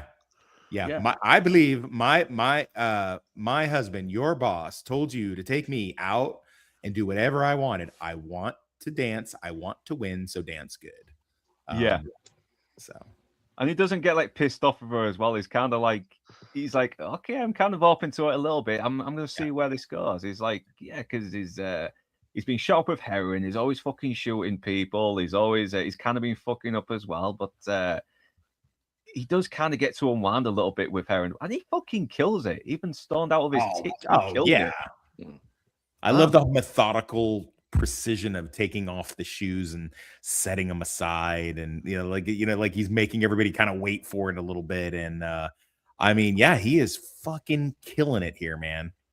I mean, it's John Travolta. You can put not having John Travolta dance in your movie would be like putting Sydney Sweeney in your movie and not have her show her tits.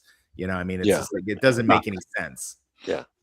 And I love how Broken Arrow would have been made better with a dance scene. Is that what we're saying? Yeah. And Look Who's Talking definitely would. Well, they do have dance scenes in Look. They do, yeah. He goes all Elvis out of play school, doesn't he? Something like that. Oh, it's really? Yeah. But I like Uma Thurman. She's got that sort of like 60s siren thing going on there as well when she moves. It's it's very hypnotic. It's very cat-like, I should say, in a way. Yeah. If you guys ever get a chance, download this soundtrack. Every single song is a banger. Oh yeah, you got Yeah, Chuck it's Berry dope. on there. Chuck Berry, you never can tell. Great Yeah. track. Great track. It was a teenage wedding, and the old Yo, folk wished him well. And Yoko shows up going, ah, Yeah. yeah. And Chuck Berry's like, what the fuck? Who's that bitch doing here? Yeah. So obviously they've won the contest, everything. I mean, they're all loved up, they're enjoying themselves. I mean, it looks like he's probably had the most fun in a long time that isn't killing people. So and look, she's giving him the fuck me eyes, and Oh, he she knows is it. so giving him the fuck me eyes. For sure.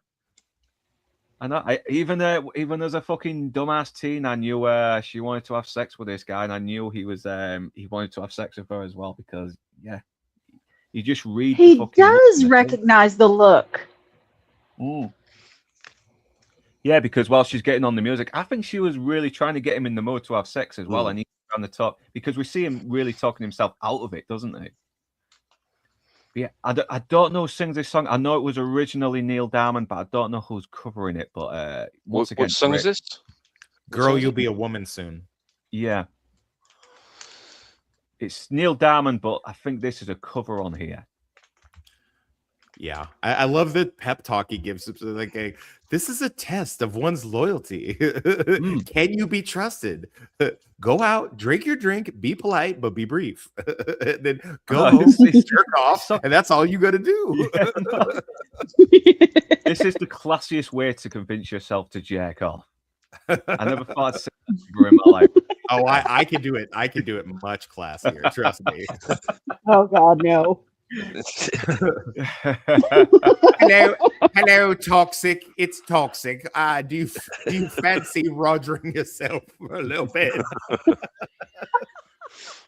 But when you watch this, you can sort of see what Marcellus Wallace saw in her. Not just because she's a pretty kind of stable white girl compared to the other women who's probably had in his day. Who knows? But I'm speculating there. That's my casual racism speculating. I do apologize. But and yeah, it's building up as well. It's building up the disaster that's about to pay off on the setup. Yeah. I never see. That's the great thing about like this movie, and as you mentioned, you learn new things. I didn't know that it makes perfect sense, but I didn't know up until you mentioned it that the cocaine goes in a baggie, heroin goes in a balloon, and that's why she thought that's what that was. I never knew that till you pointed it. I mean, listen, 30 something odd years later, and I'm still learning shit about this film, and that's brilliant, man. That is so brilliant. That's when you know you got a good fucking writer, and fuck the people that just say Tarantino is overrated, because if he's delivering that many layers that are still getting discovered, the more you watch it after like fucking years and years later, when our brains are supposedly supposed to be more developed, then you know you're onto something good. Yeah. And again, watching this in a crowded theater, and she is, dicing up a line, and like you could hear the dread, like everyone was going, "Oh no," like that, and it's that ticking, that Alfred Hitchcock ticking time bomb thing. Like we know what's gonna happen, but it's like, get out of the fucking bathroom. It's like no good, but it's also kind of an homage a little bit to True Romance, where Clarence, the standoff is going on, and the whole standoff's going on, and Clarence is in the bathroom, fucking, like talking to his fucking fake Elvis Val Kilmer hallucination that he has because he's a fucking psychopath. Yeah, and the music does build up the tension a little bit as well. It's like he really picked a good song to complement this scene and really make you worry a little bit. And I think this might be I think it makes the song even more memorable, because when you hear the song, you're going to think of Uma Thurman bleeding out of her nose. Yeah. Like, and yet, fucking hell, man, it's like shit. I mean, this is the boss's wife, and she's overdosing, and you kind of like, what the hell's happening? Yeah. So there's those LA dark streets. I'm pretty sure Kyle Reese has just come out of there in hobo pants somewhere. Actually, is that the same location? I'm mostly joking, but it does look very similar. Oh, I have no idea. I know jack shit about No, LA. same here. I was stationed in California, but I never left the base. So I mean, Wise decision. yeah, Mm. I couldn't tell you with any degree. And of course, he's eating the Quentin Tarantino trademark with the fucking cereals that from the 1970s that he's kept, and he's fucking eating them, you know, on a random weekend night. Just fucking this he's watching cartoons or no, he's watching Three Stooges, I think. And he's fucking just cereal and who the fuck fucking eating smokes? Who smokes and eats cereal? Like, what a fucking such a dirtbag. He is. He's such a loser. Look at this fucking place. Jesus Christ! It's so messy and so lived in. Has he been fucking doing any demolding, whatever? It's like, Christ, man. That whole the huge laugh everybody got when he was like, "Are you talking to me on a cellular phone? I don't know you. Wrong number. Yeah, so he's ringing up Lance, isn't he, looking for help, and he decides, right, if Lance ain't gonna help me, I'm just gonna crash my fucking cat and dump her on the lawn. He just slings her on the fucking lawn, which cracks me up. This was Tarantino's car, wasn't it? Yeah. Yes. Is it? Oh, yeah, and he got stolen, I think, just after they finished filming, and I think it was recovered just a few years ago. Oh Christ, man! Yeah, that long. Yeah, that long. That is crazy. That is crazy. That is, and yeah, once again, the tension is mounting as well because they're looking for this adrenaline shot, and he's got his fucking girlfriend bitching at him and whining at him and complaining and just making the situation even worse. It's and obviously because he's so disorganized as well, he practically has to ransack his own room just to find it. It's, But God, I will admit, I had to kind of look away because they really do build it, don't they? Even though you don't actually see the needle go in. But it's like, you need to do it in a stabbing motion. It's like, what, I got to stab her 3 times? No, you don't have to do it 3 times. Just wants to penetrate the breastplate and get the shot to her heart. That's it. But they did it backwards, didn't they? They actually filmed it and then they reversed the footage. By the way, that is not how you do adrenaline as a medic in the Army. Do not do it that way. That is not the way to. I've always loved the line when he's convincing him to help. He goes, "You know who this fucked up bitch is? That's Marcellus Wallace's wife. And if you don't help me, I will be forced to say that you didn't help. And you let her die on your lawn. It's gonna be a fucking priest spot." Yeah, if I get fucked up by my boss, I am not going to go down alone. Yeah. I am not. It's like, what a good friend. He gets you into fucking shit and then threatens to have you be complicit in the death of his wife. So it's so good as well. It's just like, then the impact, you don't see it, but you just see the look on Uma Thurman's face, and she's just going, with this fucking needle hanging out of her chest. Everyone's freaking out. You just feel as shocked as everyone else because it's the way it's shot, everything. And look at her face. She looks like she's just recovered from an overdose. Yeah, atropine goes in your thigh, not in your chest. FYI. I will remember that in case I come across an overdose in whore. So yeah. I will thank you to leave my sister out of this, Northern. You stay away from her. She's got enough problems. Hating all those black guys. Oh my God. But yeah, it kind of humbles her as well because she's kind of been getting a bit. She's kind of carefree, but even she recognizes that if they found out about this, Vince will get fucked up over this as well, and he'll probably, who knows, would Marcellus Wallace kill her or fucking? I mean, I don't think it's a big stretch of the imagination. He might smack her around some, or maybe he already does. But you know, when she says, if Marcellus found out about this, I'd be in as much trouble as you. And Vince is like, I highly doubt that. Yeah. Like, no, that's not true. But how many memorable moments are there in this movie? Yeah, it's difficult to even keep count. So many. Every scene is a memorable moment. I know. And she just tells him the joke out of pity. Do you still want to hear it? I mean, do you think she might have felt like she owed it to him a little bit as well because he saved her life, and she feels, okay, I can kind of trust you to tell this lame joke that I've been too self-conscious to tell you. Yeah. I mean, that's kind of what I got from it anyway. But she tells the joke, and yeah, it's cute. It's just a cute little joke, you know.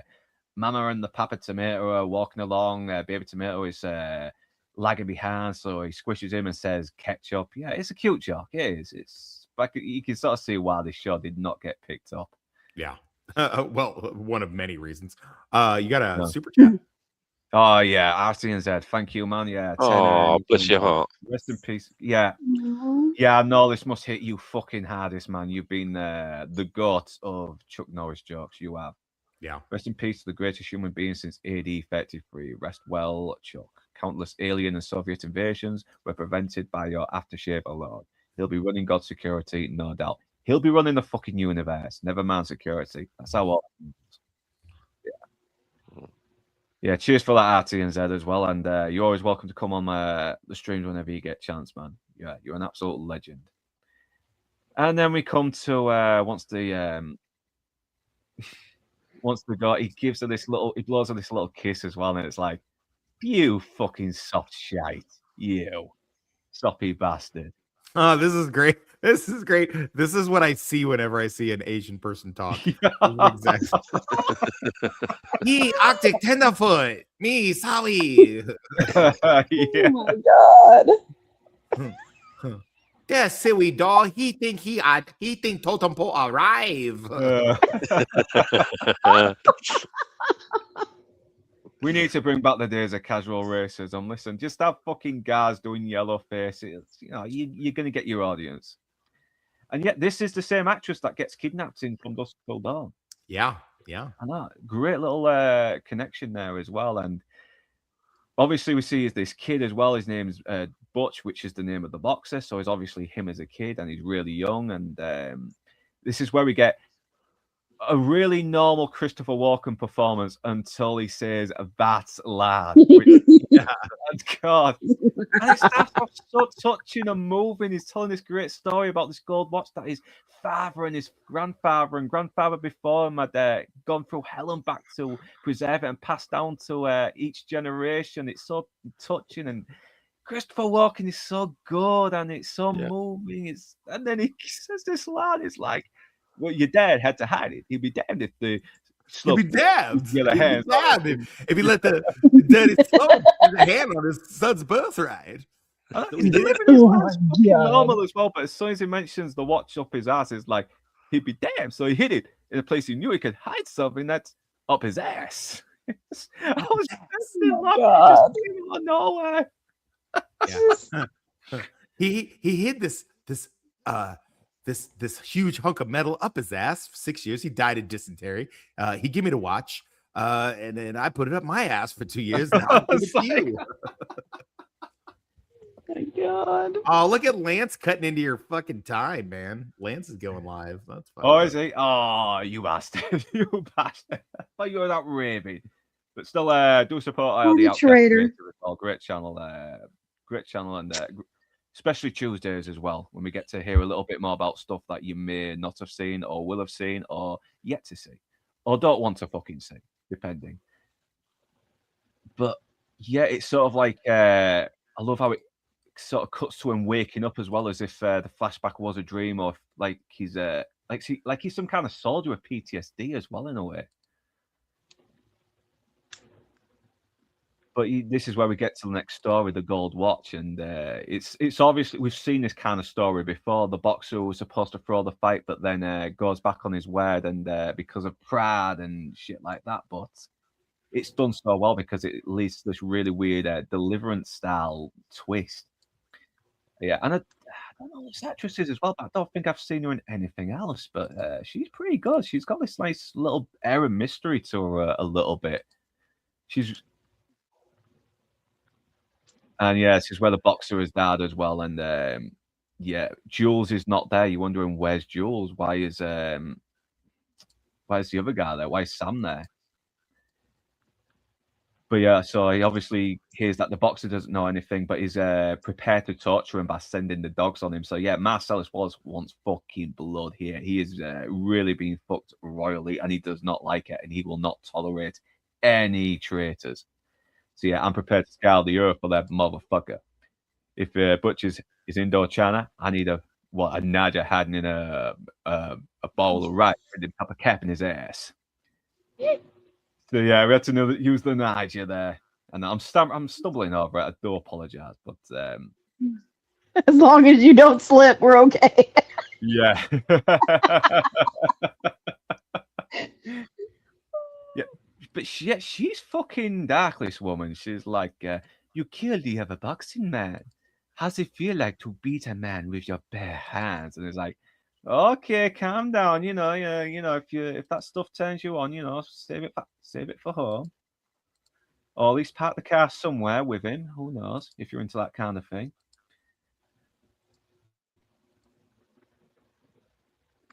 Yeah, and he says this word is like, you know how I feel now. I know that he's dead.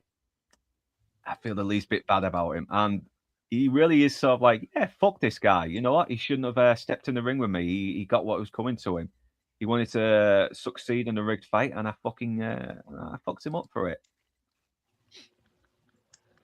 But yeah, he's obviously meeting a guy as well. He's I think he bet on himself as well to win with the money that he was paid by Marcellus Wallace. Well, yeah, because the word got out that there was a fix on it and that he was going to take a dive, so that everyone in the know knew, he was taking a dive on this, so that he bet on himself to win, and then bet big with the money that he was supposed to use to take the dive. And then, of course, the odds were very much against him winning, and then, of course, he did win, and then not only win, but the spread was, he fucking put the guy down in the first round or some shit or whatever it was early.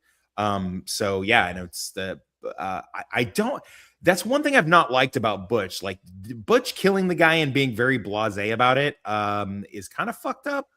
Because it's like that guy was pretty much said that his character is a jack. His character is a jack. His character is a jerk. And maybe unnecessarily cruel in some ways with that. So I do love me some Esmeralda Villalobos here. Oh yeah, she's great. I want to know more about this fucking character. Well, she has her own movie. She has her own movie. So, is she? Oh man, yeah, it's called Curdled. Oh yes, Joshua was just saying it now in the chat, so I'll check that out. I mean, she's got, like I said, she's got a nice little bit of mystery to her. She's very attractive. She's got a very hot accent, and she's kind of got that "don't stick your dick in crazy" vibe that I love. Yeah. I have the what's it like to beat a man with his bare hands? She's probably wild in bed. Oh yeah, no, I have a rule similar to that, except it's the opposite. Do stick your dick in crazy. Yeah. Well, the don't makes it more tempting, makes it more appealing. It's what you can't have that makes it more appealing. We're sick, folks. We're sick, folks. You won't get this. My high school girlfriend, who I cheated on endlessly, we saw this movie together, and she, when it got re-released, and one of her favorite things to do would be to jump in bed with me and be like, "I smother you," and I'd be like, "Get off me, you fat bitch!" But I mean, she'd love to say that, just like, oh my god, just like Fabian does here. Yeah, I don't know what you mean by Butch being a little bit fucking cruel, because we see later as well, he's got a bit of a fucking temper, and I wonder, does he beat his fucking woman? Well, if he doesn't, he should, dumb bitch. Everything that fucking happens after that is her fault for leaving that fucking watch behind. Who the fuck does that, man? That's crazy. There's no way she didn't know the lore about at least some of the importance of that fucking watch, man. There's no way she didn't know. He does clearly say later that he never stated how important it was to him. So I don't know. It's really left a bit ambiguous, isn't it? Which is probably the point. Leave a little bit of mystery. Try and come to your own conclusions about this, because it is kind of a bit of a nice scene as well. It's basically just her talking about having a pot belly, and I think it's just something that's supposed to make you feel a little bit relaxed and a bit secure until it moves on to the more extreme part of the storyline. Anyway, yeah. Well, you kind of know he's an asshole when he's doing the whole retarded voice. Yeah. Oh yeah. My name is Fabia. Voice. Oh yeah. Oh, when I first watched this with my mates, they were laughing their asses off because we're terrible people. We are, and we don't care. But he makes a joke saying, if you had a pot belly, I'd punch you in it. And obviously she passes it off as a joke, but I'm like, yeah, I think he probably fucking would as well, and it wouldn't be a joke. But it'd probably get more hot for him than ever. But I don't know if for you it does make his redemption a little bit more fulfilling, because because redemption does play a big part in this in his character arc a little bit. It's not a big one, but it is something. But yeah, he does seem to care about her a little bit, though. He does seem to want to take her with him, and the Mongoloid voice. And for women there who love a bit of Bruce Willis, you probably will see a hint of Bruce Willis' dick there, but not here, obviously. You have to watch the movie. Who knows? But he is he's teaching her like Spanish lessons and that. So I'm guessing she's French as well in real life, this actress, isn't she? I think she is, yeah. Yeah. I mean, she's kind of cute as well. But yeah, he's discussing the situation with the money as well, and then he falls asleep, and then he has this. He seems to wake up from these fucking horrible nightmares. He comes across like someone who's got some kind of PTSD, but it's never really established if he was ever in the army before he did boxing or whatever. But yeah, I'm not going to go into it, but he went through a lot. It's like bedside dresser on the kangaroo. I said the words, don't forget my father's fucking watch. Yeah, she didn't like the watch. It smelled funny. Yeah, he probably hasn't. Yeah, still smells like ass. Who knows?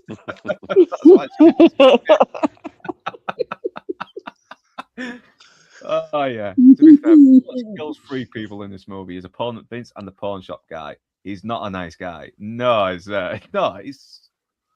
because he probably has fucking killed before that as well. That's why he seems to be kind of unless it's the shock that's making him none. But it's hard to.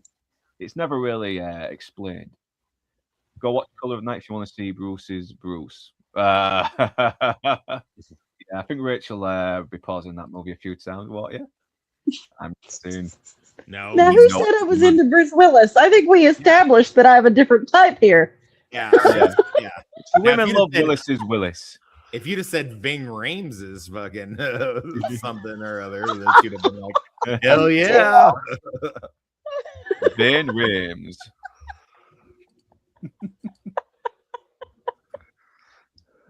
But yeah, this is another little moment that I kind of come to another conclusion after a while when I was doing the notes, because this is sort of hinting that he's going to go through his own little battle to survive with the watch, like his on a much smaller scale, obviously, compared to his granddad and father.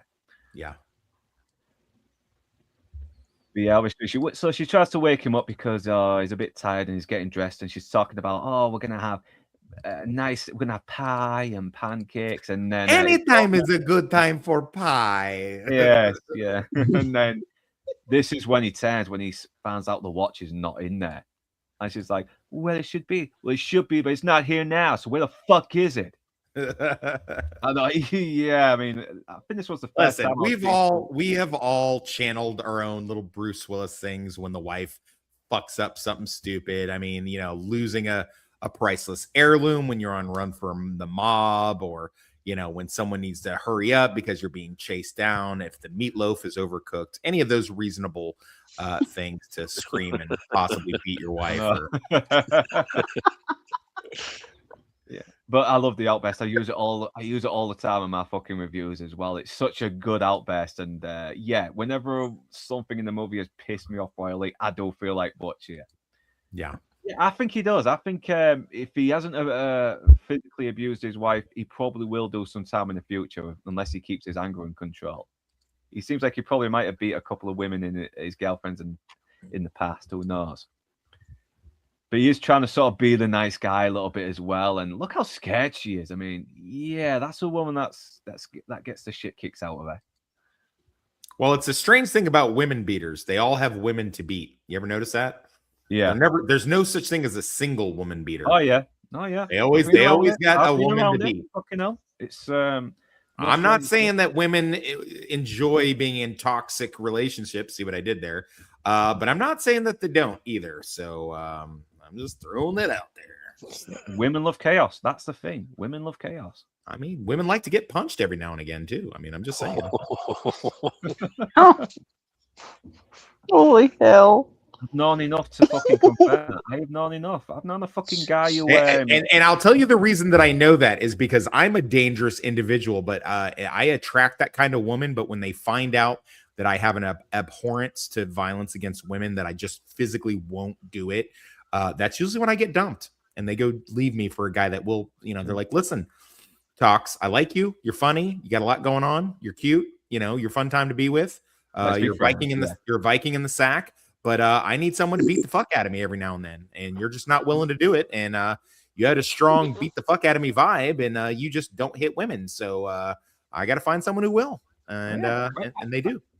Right, I knew a fucking woman who got with a guy who slept with a fucking 14-year-old daughter. He was her stepfather, 14-year-old daughter, and she still fucking stayed with him.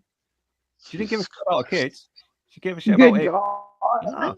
Yeah, it's fucked up. No, it's true, though. It's true.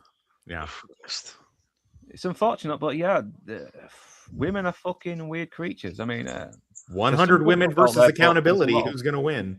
Yeah. So yeah.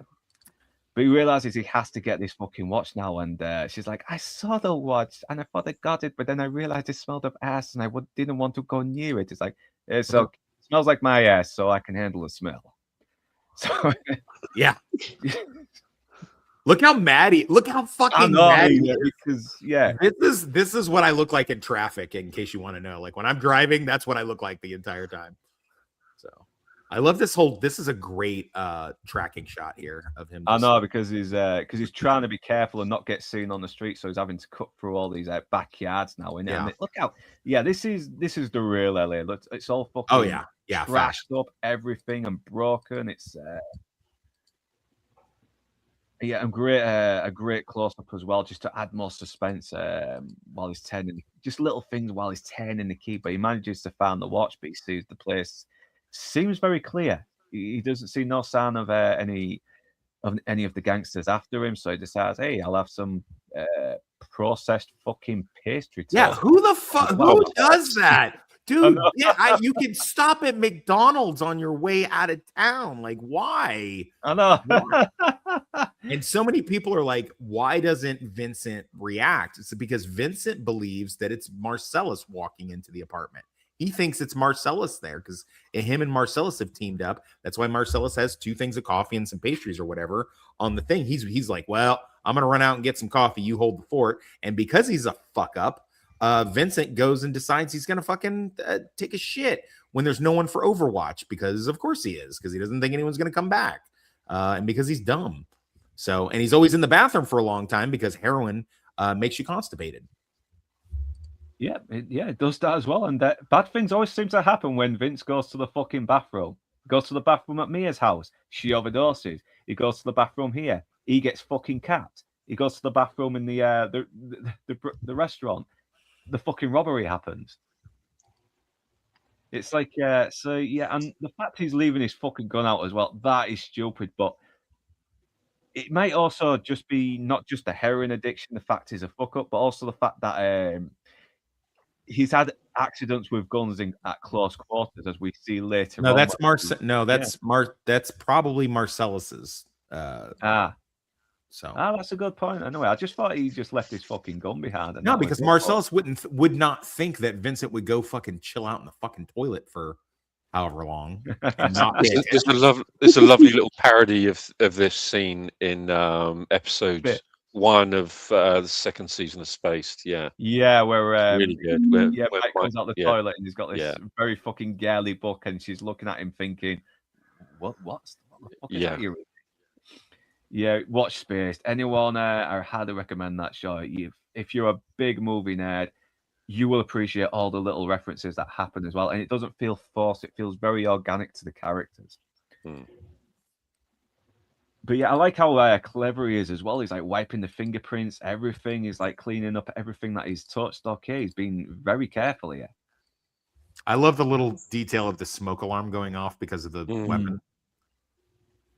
Yeah, and I like the fact that he fires after the fucking pastries pop out of the toaster as well, because I mean, there's no such thing as a silencer. It just kind of like Right. delays the sound, doesn't it? Really? It's a yeah, they call them Yeah, suppressor, yeah. suppressors, yeah. It just takes all of the excess sort of charge and channels it round in various parts of the suppressor. You know, it's but they're not good for accuracy. Certainly, you're not going to get accuracy with a Mac 10 or Mac 11 like this. No, but I mean, you don't need it if you're 4 feet away. And yeah. And that, because for fucking longest time, I actually thought this was Vincent's gun, and it might have been the incident with Marvin that made him realize I don't want to have a gun in close quarters after what happened last time. But no, not so. Yeah, that's a good point. That as well. It kind of makes a bit more sense. So yeah, and then we get the white Civic Honda. Is it a Civic Honda? It's a white Honda anyway. That Jackie Brown uses later on, and yeah, it becomes. I think it gets used later on in. I can't remember. I know it gets repeated a lot in Tarantino movies. But yeah, I love how he's cocky as well. As like, it's where it's gonna be. They're just gonna keep underestimating you. So yeah, he's kind of bested them twice here already, hasn't he? Yeah. And then randomly, yeah, out of nowhere. Hey, I know you. You're snakes, aren't you? I love the whole motherfucker. Yeah. Right when it's happening as well, the lyrics go, "It's good to see you." Da, da, Yeah, da, da. yeah. It's like, oh, that's so... It's perfect. Yeah, he runs him over. Oh, yeah, there's another bitch on the right as well. What's it? Kathy Griffin. Yeah, but back then she was actually pretty funny and based. She was pretty funny. She was kind of funny in Seinfeld, but God, she's turned into a right weirdo. I mean, she's got to be a fucking lizard in real life. She's got to be. I mean, she can't be human. I believe it. Yeah, definitely. But he's also concussed and everything. And oh yeah, this is so fucking Nazis. He's got this double-breasted shirt on there with no collars. It's like, yeah, if you're a white guy, you will never pull that shit off with a suit. Mm-hmm. Yeah, he's injured as well. He's pulling the glass out of his nose. It's probably fucking broken. And this poor lass gets shot by it. This got so many laughs. People are so cruel because they got so many laughs in the theater when that happened. I know. It's like, and I think that's the same woman that gets dragged out by Steve Buscemi in Reservoir Dogs. It is. It is. The Yeah. same woman. Mm-hmm. She needs to stay. She does have a fucking accent. She needs to get. I really hope Stay in she the got away house. from LA because bad shit. Stay in the house, bitch. Yeah, like... So yeah, he chases him down. Obviously, Marcellus can't get a good aim because he's still suffering really bad concussion here as well. He's which is understandable.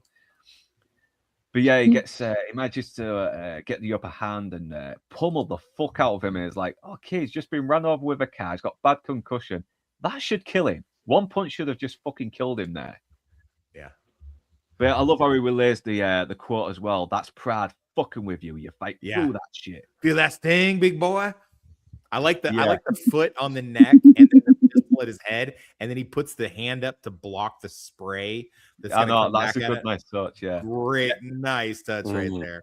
Yeah, and I especially love Maynard. Take your foot off the Niger.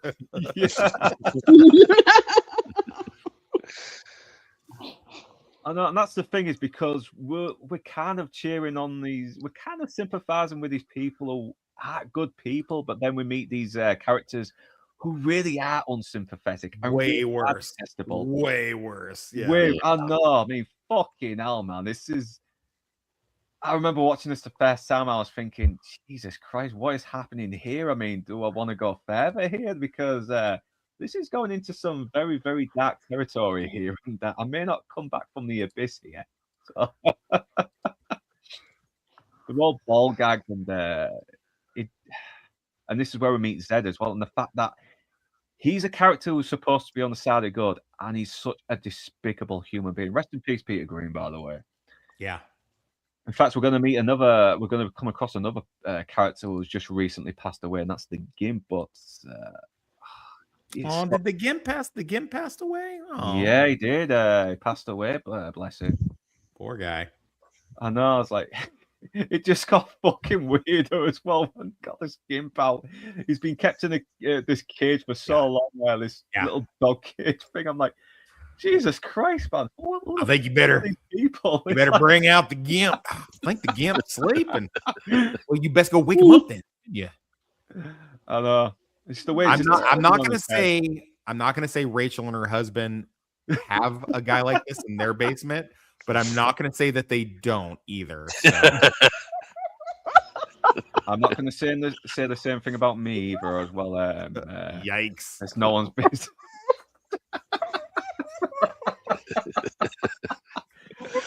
Oh, I'm so glad I did this movie. I'm so glad I picked this movie because it's just giving us so much fucked up. I'm just so logistically, like, who gets, if that does happen, who gets the gimp out? Is it you or the wife? I'm curious. And how is that initiated? Is she like nice? Is she like, Luke? Are you feeling a bit randy tonight? Should we get the gimp out? I love. Go ahead. Who's been naughty and who's been nice? Yeah. Okay. Christmas rules. So gotcha. I don't know. There's something about the way he taps his fingers on his leather fucking noggin as well, which makes it even creepier and funnier. I don't know why, but it's a nice little detail that just makes it more unsettling. And then this music plays. But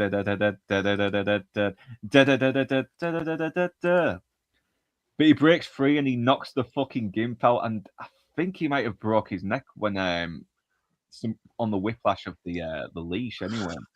Because wasn't I think the piece of music that he wanted to use was My Sharona, wasn't it? For this scene. That would have ruined the song for everyone. My goodness. And unfortunately, he couldn't get clearance on the piece of music, or they wouldn't allow it when they realized they didn't want My Sharona to be associated with a prison rape sex scene down in the basement of a Shockingly, no. So does he penetrate him to the rhythm of that?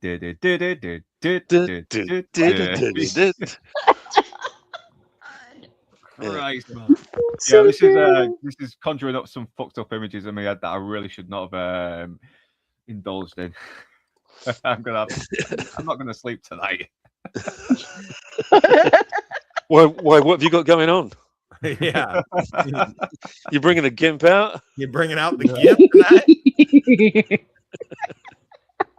Oh, I don't even know if I have the energy yet tonight. So we'll see. So do you have like one dedicated gimp, or you just pick a random homeless person and you're like, listen, usually I would kill you, but you do have there's a way you could extend your life a little bit by putting on this leather suit and hanging out down in my cellar.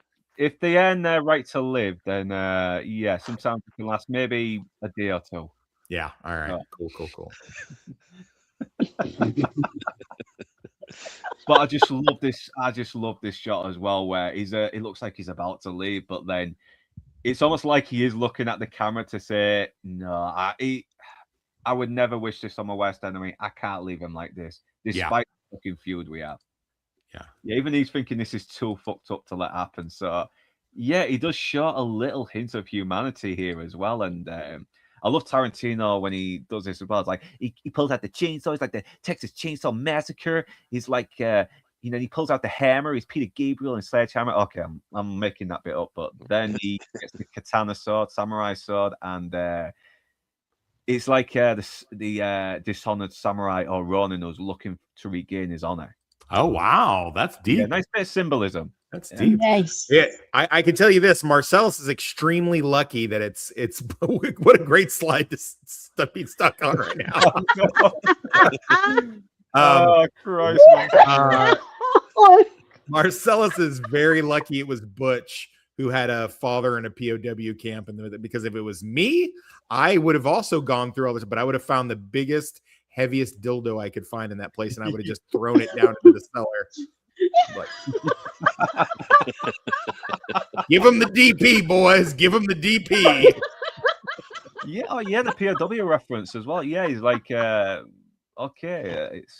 He's probably learned a bit about the atrocities and has some kind of feeling towards it. But oh god, this fucking shot, even out of context, this looks fucking dirty. It does. Yeah. Think about it.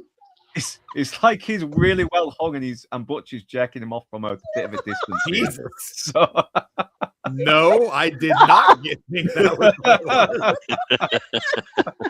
who the That's fuck just starts a you. conversation like that? Yeah, I think you saw something that wasn't there, buddy. I think Jesus.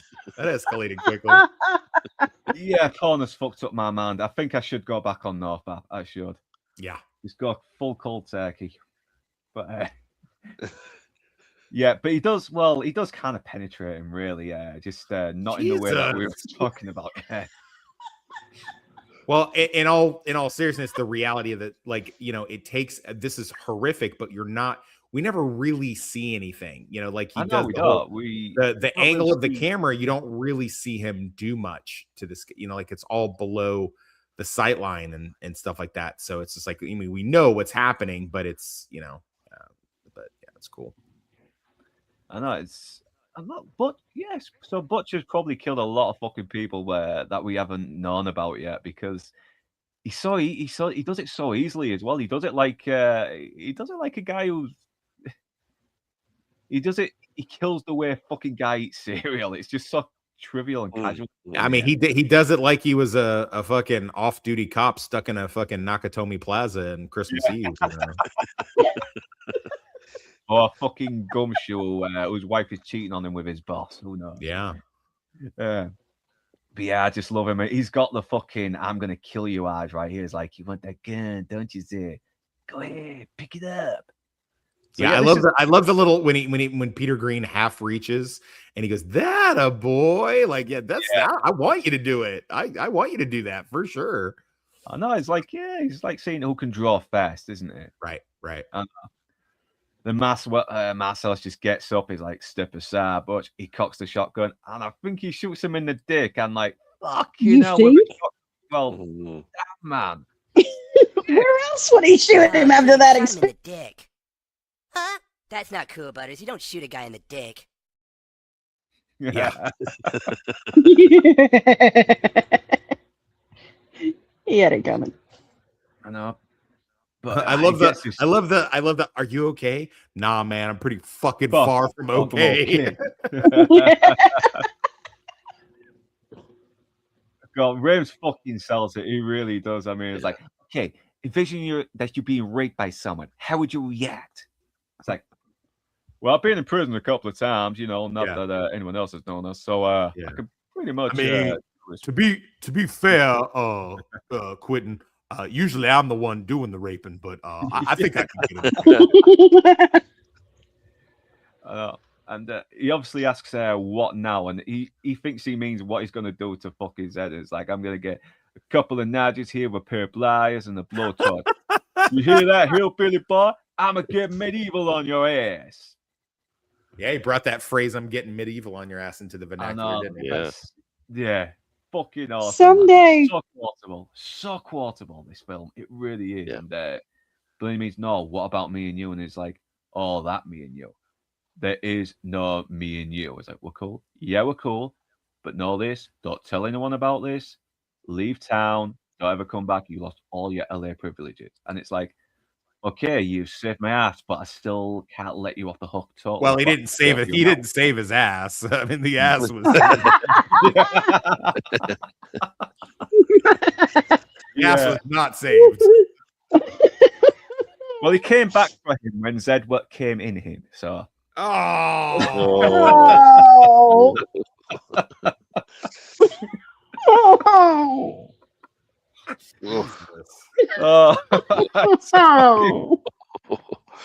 Oh yeah. You won't get this shit on Mr. Brown's Alliance. You won't.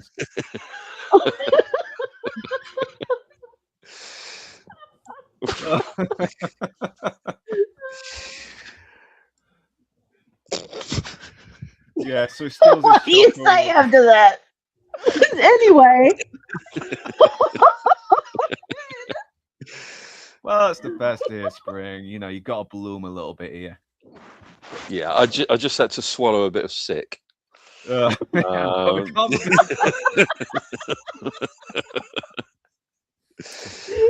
Rachel, I bet if you had a nickel for every time some guy told you to do that, you'd be fucking. You wouldn't be doing that shit with us.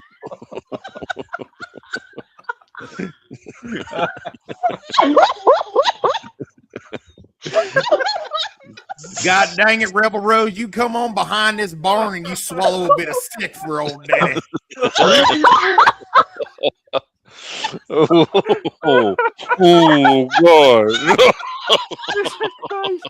Uncle Man, helping me milk the cows.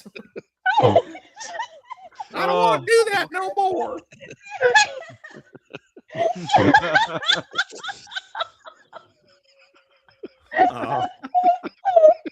You're not going to get this kind of quality incest humor on the open bar. You've got to come to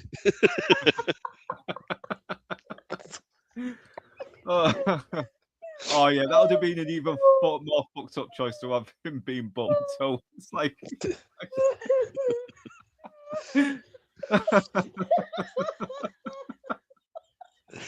oh, this show's gonna go on for a good while now. It is.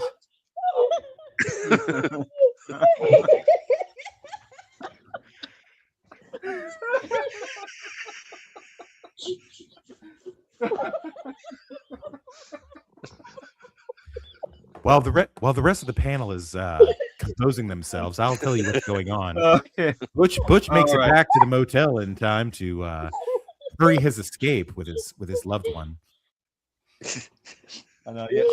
So he steals the fucking chopper, doesn't he? And obviously she's upset because he's been gone such a long time. She sees he's fucked up, but yeah, it's like, listen, I'm so sorry, I've been hard on you, but come on, did you get the breakfast? No, I didn't get the breakfast. I was like, okay, let's talk about while we get the fuck out of town. So yeah, they kind of ride off into the sunset, and we never know what happens to them next. And then I don't want to. And then we cut back to the confrontation between Jules and Vince in Brett's room with fucking Boy George from The Wedding Singer. Yeah. Do you really want to hurt me? Yes. All right, R.I.P. Alexis Arquette. Hopefully they'll find a cure for AIDS one day. Yeah, no, he became a fucking transsexual later on, didn't he? It's like, yeah, he did. Yeah, for real. Yeah, he's as gay as a $3 bill. Oh yeah. I love his reaction as well when he's listening to the fucking Bible quote and he's like, what the fuck? It's like, this guy's for real. And then he hears the shots and he's like, shit, man. Marvin's all panicking as well, and he's like, well, yeah, you invited these guys around to kill these people. So I'm guessing he's never seen people killed before, so yeah, he's obviously traumatized. But yeah, fucking Boy George Seinfeld look like pops out, just unloads the full 6 rounds on them and doesn't hit anything apart from the walls. And yep, such a great shot as well. They just look at each other, they check themselves for bullet holes, look at each other, and just blast him. Yeah.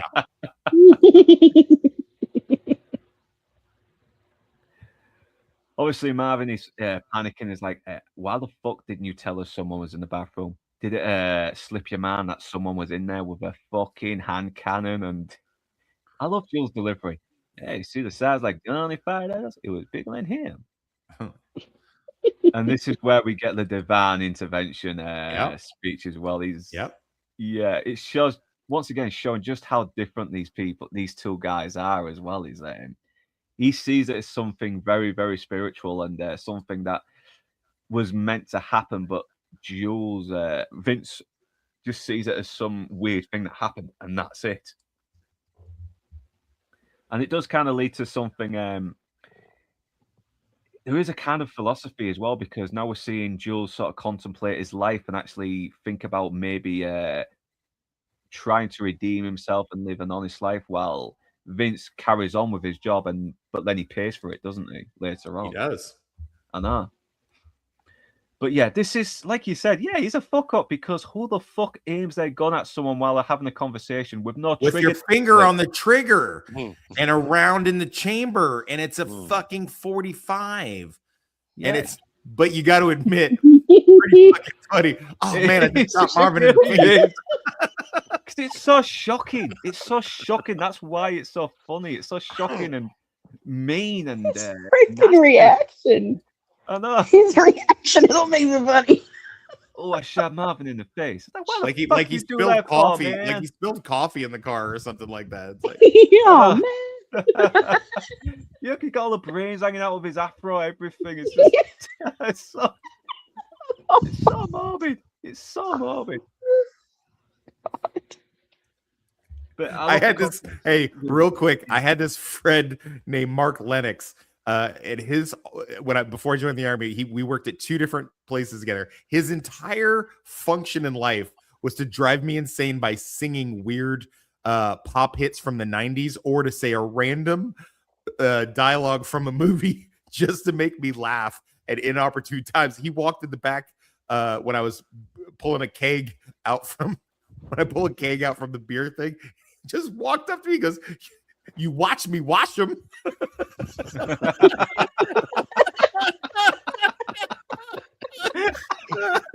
I once dropped a whole thing of glasses that I was bringing up to the bar because he goes, a pair of titties and an ass like a 10-year-old boy. And I was like, Oh my God. oh, Mark Lennox. God bless you, buddy. The vet gets some wet. Yeah. Am I right? Am I right? You watch me God. wash them. I watch you get them wet. I use the same goddamn. Maybe if I had some lava, I could have done a better job. I used the same fucking soap you did, and when I did, it didn't look like no goddamn maxi pad. Oh, Christ. Yeah, so they've got to go to Jimmy's now and get the car off the road and trying to find out how they can dispose of this body because, yeah, it's a big fucking mess now. They've just done this job. They've managed to pretty much get what they needed, and then this other thing has just happened, which has made the situation even worse. And I think I did read a little bit on the backstory of Jimmy, and it's speculated that Jimmy did work with these guys, but then he decided to go straight after he met Bonnie, and Jules has always kind of respected him for it anyway. But that's been the speculation on the character, and I kind of like that little theory as well.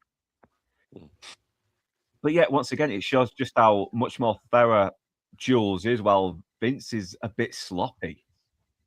You know, he doesn't wash his fucking hands properly like he should. I mean, he's soaking the fucking cloth in blood while Jules has done the same soap, and it's managed to still be clean.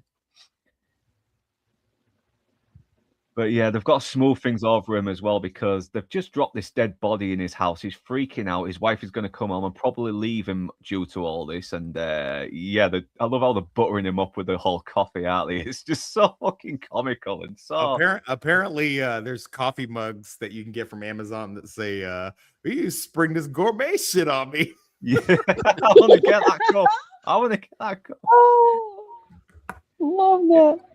His taste I'd have been is happy choice, with some right? freeze. I'd have been happy with some freeze dried Taste's Choice, but you spring this gourmet shit on us. Yeah. But Tarantino's not the best actor, but he is still funny, even though I don't really buy him as a former gangster because he's just so nerdy, isn't he? But yeah, he does get some good lines. It's like, don't talk to me about my coffee. I know who drinks it. I know what it tastes like, okay? But it ain't the coffee on my table. It's the dead Niger in my garage. Did you see a sign that said dead Niger storage? Did you see a sign that said dead Niger storage? It ain't there because storing dead Nigers in my fucking business, okay? Someday he's gonna fuck that up. Oh, I hope I'm here when he does. Right there. That was a good slide. That last one.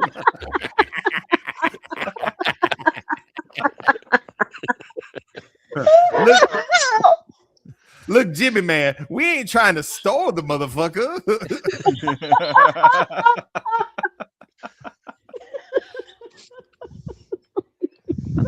He's so whiny as well. There's nothing you can say that's gonna make me forget I love my wife, okay? You need to call some people, huh? You need to make some phone calls and fucking do it. Get the fuck out of my house, man. I just feel like he's just Quentin Tarantino playing Quentin Tarantino. It here. is. Oh yeah, it fucking is. It is. He should have got another actor to play this. You know, someone who can still be an average guy, but still sell the fact that he used to be a criminal. Who maybe not be totally. Steve Buscemi would have been better. Steve Buscemi would have fucking. Oh, that would have been great. Yeah. Yeah, someone do an AI version of the scene and put Steve Buscemi in there, please, because Yeah. it's not as bad as his Australian slaver in Django Unchained. He's like, "Oh, I got some dynamite for you, little fuckers." Huh? What the Yeah. fuck are you talking about? Girl, I Joking can. here. Oh no! No, no. Why do Australians put an R in their nose? Yeah, that's they do that if they're from Melbourne for some reason. All the people from Melbourne, they say, "Oh no, oh no, I need to go." What? Weird. Yeah, I don't get things. Well, it is Australia. There's areas in Yeah. England that think rolling cheese down a hill is like something to be celebrated. You know, no offense to those people, I don't get it, but you know, there's probably Although some. just quickly sidetracking, wasn't it hilarious seeing all the Muslims chuck the Australian Prime Minister Anthony Albanese out of a mosque, calling him a putrid, filthy dog? I thought it was hilarious, absolutely hilarious. Yeah. Okay, so 15 minutes and Toxic has got a jam, but yeah, it's fair play, man, because we are coming up a little bit more closer to the end as well. But yeah, obviously we've got the ticking clock now, haven't we? So we've got Bonnie coming on from a graveyard shift, so they have to act quick. So it's ramping up the tension here. Okay, because Jimmy does seem like a very nice guy as well. So he's got this nice, honest life now. He's away from crime. He's got this woman who he cares about, and I don't think we do want to see him losing. And even Jules is actually going out of his way to make sure the scores away so he doesn't wreck his marriage because, okay, he's his friend, you know, he doesn't want to be an asshole and, you know, destroy all that for him. And yeah, look at me, look at her. She's looking fucking good, all relaxed with a little fruity alcoholic drink. And then, you know, and Marcel Chabot is in the turtleneck, just rocking it in the fucking Beverly Hills, Malibu area, probably. The life that Rachel wants. We all want that. Yes. It's like, yeah. You ain't got no problem, Jules. I'm sending the cavalry, Jules. Chill them motherfuckers out and wait for them to arrive, which will be shortly. You ain't got no problem, Jules. I know. Chill them motherfuckers I know, out. I know. He kind of fucking gets angry at Marcellus Wallace, and Marcellus Wallace actually calms him down. He doesn't get angry himself. He just it's because reassures him. you know you've got it's like anything else. It's like in the military. You've got the soldiers on the ground and deep in the shit, and the commander far from the front, just giving like, oh, I'm just contemplating ifs. I'm looking at possibilities. But man, I'm fucking taking fire right now. I ain't got time. Like, let's go. Send in the troops, man. Let's fucking make something happen. And of course, we get the great Winston Wolfe by the amazing and it's just, it's show don't tell, isn't it? The testament to his character. He's like, what do you say? It's 20 minutes away. I'll be there in 10. And it's just like 9 minutes, 8 or 46 seconds later or something, like whatever it is. And then it just tells you everything you need to know about this guy. Like he fixes problems easy. Yeah, I think someone made a video essay on that. Why is the scariest character in this movie? But I've not watched it yet. But I can probably have an idea why, because the fact that he can so casually pretty much solve these problems so calmly and so methodically, and command such presence and authority as well amongst these two guys shows everything about this character as well. He doesn't yell. I mean, and look, this is really good exposition, even though there's a lot of talking. He's trying to find out what can be done to solve this problem. He's even asking questions about the car, making sure there's no problems with the brakes, or if does it stall, whatever. Is there any? Yeah, it's looking at all the variables, everything that could go wrong. Yeah, he's no detail is left unturned. That's what I like about it. He's very precise. Even to this day, when I bark orders at my subordinates, when we have a bunch of shit going on and I bark orders at my subordinates, I still say, pretty please, sugar on top. Sugar on top. Clean the fucking I know. Because it goes to show that once again, Vince is showing to be a little bit touchy as well. He backs orders and he's like, well, a please would be nice. It's like, yeah, mate, I think you just better shut the fuck up. This guy is helping you out here. And but once again, he's speaking without thinking. Yeah, he certainly is the dumbest one in the picture. Yeah, Oh yes. I know. And yeah, the fact that he's not had his fucking heroin fix as well. He's obviously making a dumb decision. Even Jules is like, mate, please shut the fuck up, please. Yeah. And he's trying to calm the situation a bit as well. Yeah. I love that when he says later, he's like, he didn't even really get mad when you was fucking with him. he was just a cool motherfucker. It's like you were clearly in the wrong. Like you literally created this situation, and now you want him to be fucking nice to you when he's fucking telling you how to get it unfucked. Like, what the fuck is wrong with you, dude? Like, are you an oak man, Jimmy? Oak is good. Yeah, but yeah, he kind of does this call, and then he tells him later that he's about to inherit a big fortune as well. So yeah, I'm guessing that's just a payoff as well, just to sort of like compensate him for his troubles in a way. Yeah. So, and yeah, it's all funny as well because Jules is the one that's cleaning up the backseat when it's fucking Vince's fault as well, and it's like, do not give me shit. Oh, you red light, okay? Yeah, you finna blow? Oh, you finna blow? Well, I'm a mushroom cloud laying motherfucker. I'm Superfly TNT. Whenever my hands touch brains, I see red. In fact, the fuck am I doing back here? You gonna come back here and clean up this dead Niger's skull? It's so funny. It's like people would in this situation, which makes it more upset. Yeah. Yeah, and they can't cover it up in these fucking dorky sheets as well. And it's like, obviously, it's not a permanent solution because they still got to dispose of the car. It's just gonna probably keep away some attention for a little bit until they can actually get rid of the actual car itself. But now they've got the other problem. They got to clean all the blood off them and everything. They got cold water, and yeah, look at John Travolta. I mean, he really lost that fucking dancer's body in the 90s. I mean, he really piled on the pounds here a bit. No, give him a break. Yeah. He was in all those Look Who's Talking movies. Yeah. Right. He probably lived well off that money. He really did.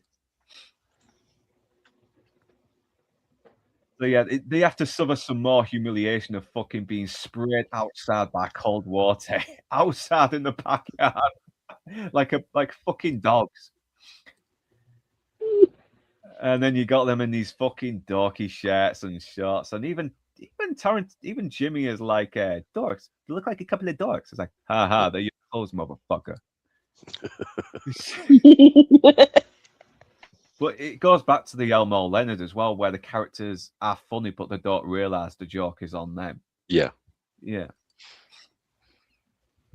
So yeah, he's letting them know to not do anything if they get pulled over by the police. Don't say anything unless he tells them to. So yeah, this guy has done this thousands of fucking times. I mean, God knows he must have lost count of how many bodies he's had to dispose of in his day. I mean, and he's done it so coolly. It's so trivial to him. It's just like another day at the office for him. And yeah, I kind of get why he is kind of intimidating. The fact that he can do this kind of thing without a second thought. Yeah. What does she ask him? What does she ask? Are they going to go to a volleyball? Are they late for a volleyball game? Yeah. Sweeney. It's Pat. It's Pat. Oh, Pat. Yeah. But yeah, I think she was a comedian as well. But yeah, SNL. She played It's Pat on SNL. Yeah, she does get some funny lines in here as well, and yeah, fucking Harvey Keitel is just so charming and so cool and so affable as well as, despite the fact he's this sociopath. But yeah, you want this guy to hang out. You kind of want to hang out with him, but he seems like a much better guy to ring when you have a problem, and that's it. But yeah. But I love this quote as well, where he goes, "Respect to one's character." And he's like, "I have character." Like, of course, you are a character. Does it mean you have character?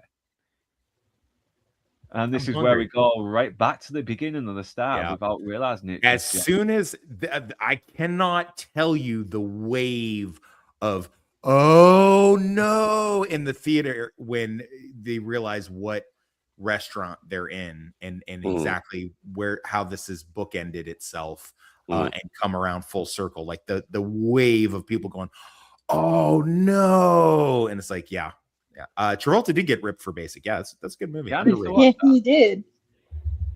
Yeah, I think he did lose a little bit of weight for Get Shorty as well. I think even when he lost weight, he still looks a bit bulky anyway because it's like you Well, get as older. John Travolta's built very similar to the way I am built, I will have you eat a dick.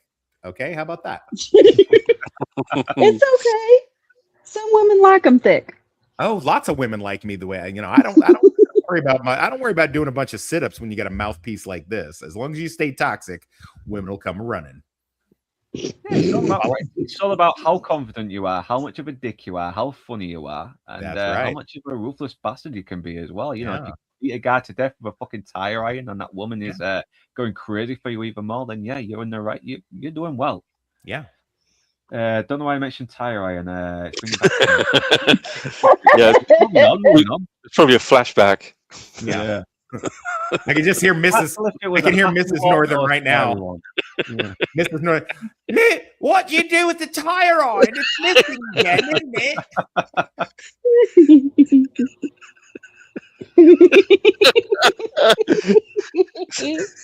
Why is it always why does it always smell like petrol when you come back from the Tesco? Oh my god.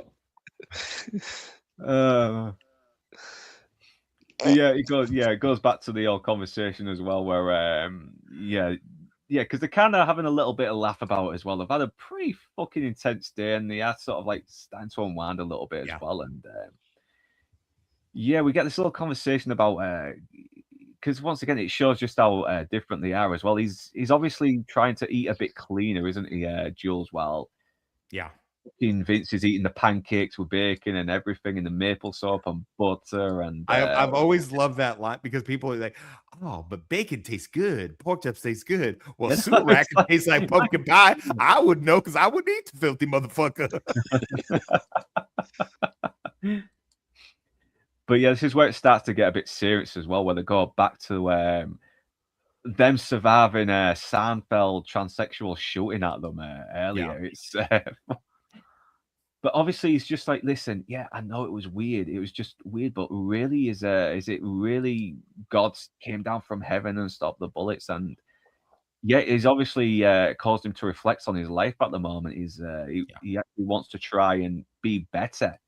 So as someone who has literally been sprayed with 7.62s and walked away with not much of a scratch, and had an RPG rocket not arm because the guy got too close when he fired it and it got stuck in the wall behind me, I 100% side with Jules in this conversation. You don't judge that shit off of merit. You feel the touch of God come through, and you know that God took a notice and God got involved, and he wants you to do something. And in Jules' estimation, that means whatever path he's on, he needs to switch the path and go figure something else out.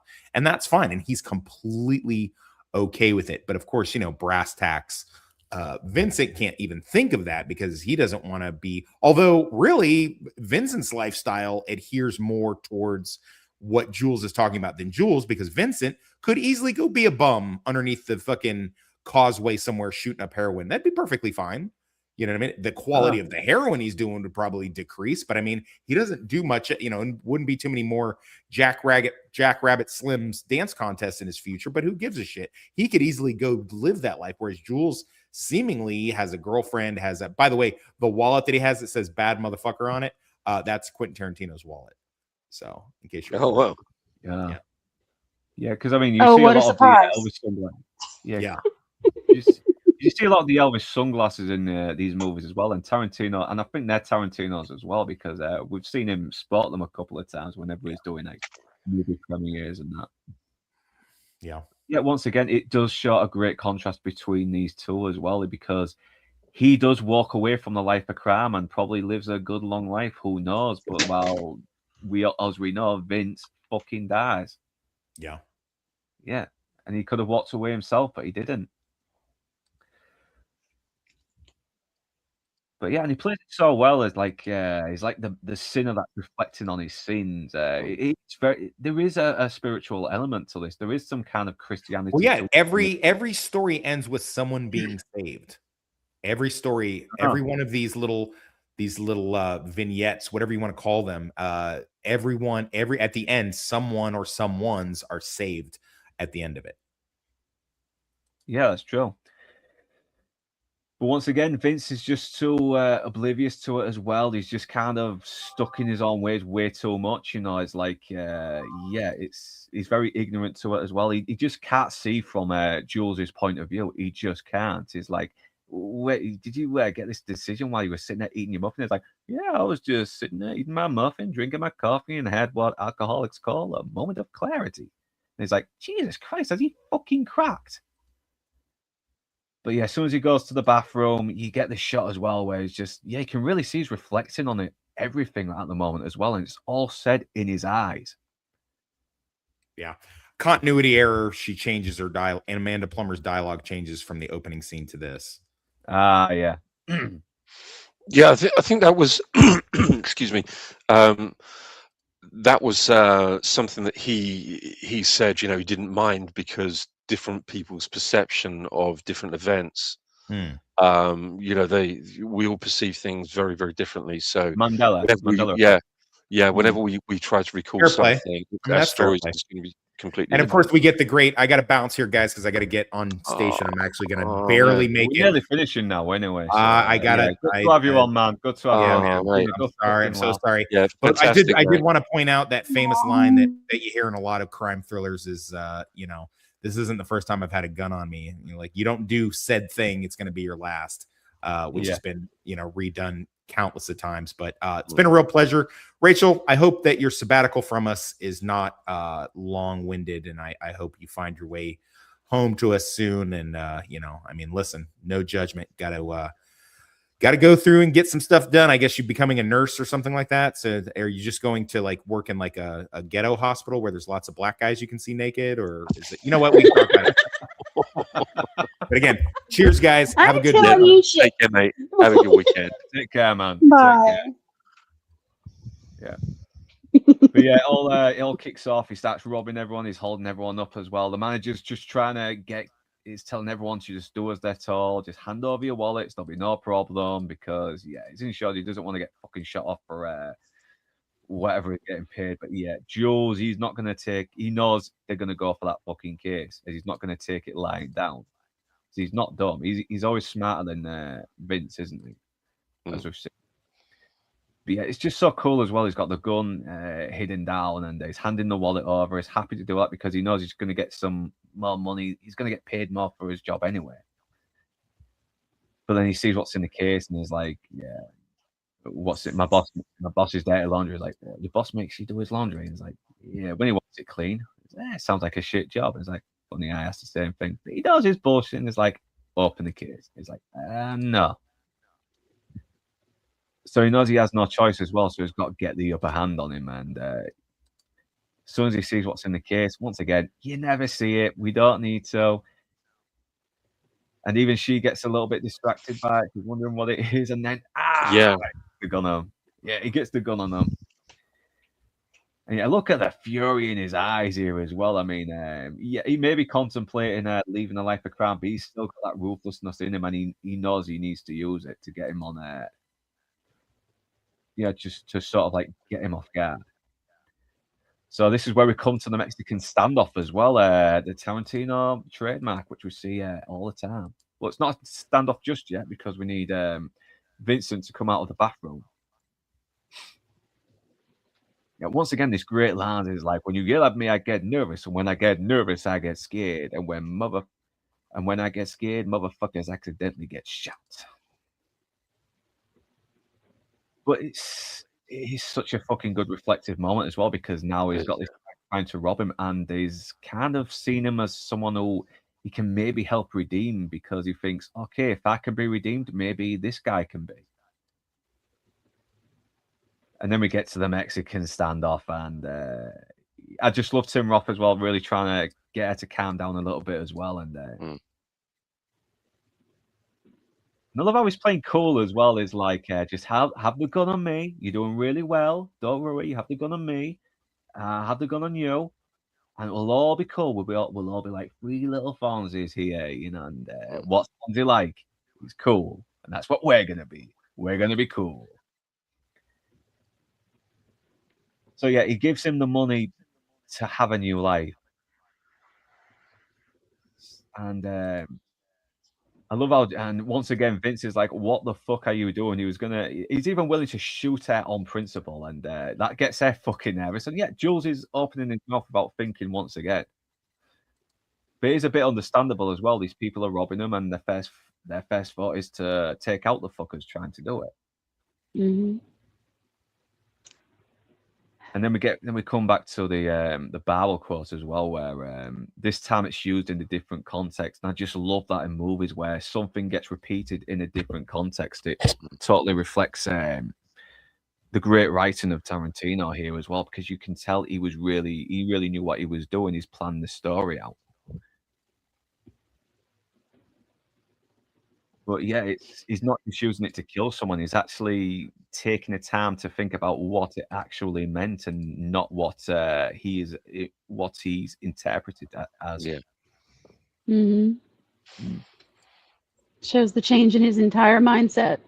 He has, yeah. Yeah, he was looking at different ways, but now he's like, I'm the tyranny of evil men, but I'm trying to be the shepherd. He knows he's a bad guy, but he wants to be good. There's a part of him like, once again, it shows how different he is to Vince. Vince doesn't really have any opinion on whether he's a good or bad guy. He's just a guy doing his job, and that's it. Yeah. And doing his job badly as well. I know. Yeah. I think the smartest thing he does say is like when Jules is talking about divine intervention in the apartment, is like, listen, do you want to discuss this in the car or in the jail cell with the fucking cop? You know, that's probably the only the time he comes across very smart. Yeah. Yeah. Mm. But yeah, he gives the money in the hopes that these two might redeem themselves. But I have a feeling they don't. To be honest. Mm. But yeah, it ends on a very funny note as well. He had just that real cool Tarantino SF 60s style music. They put the guns in shorts as well, which is so dorky. Yeah.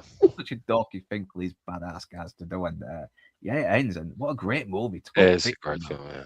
Yeah. It's That's hard a not to terrific fucking love film. this movie. Yeah. Oh.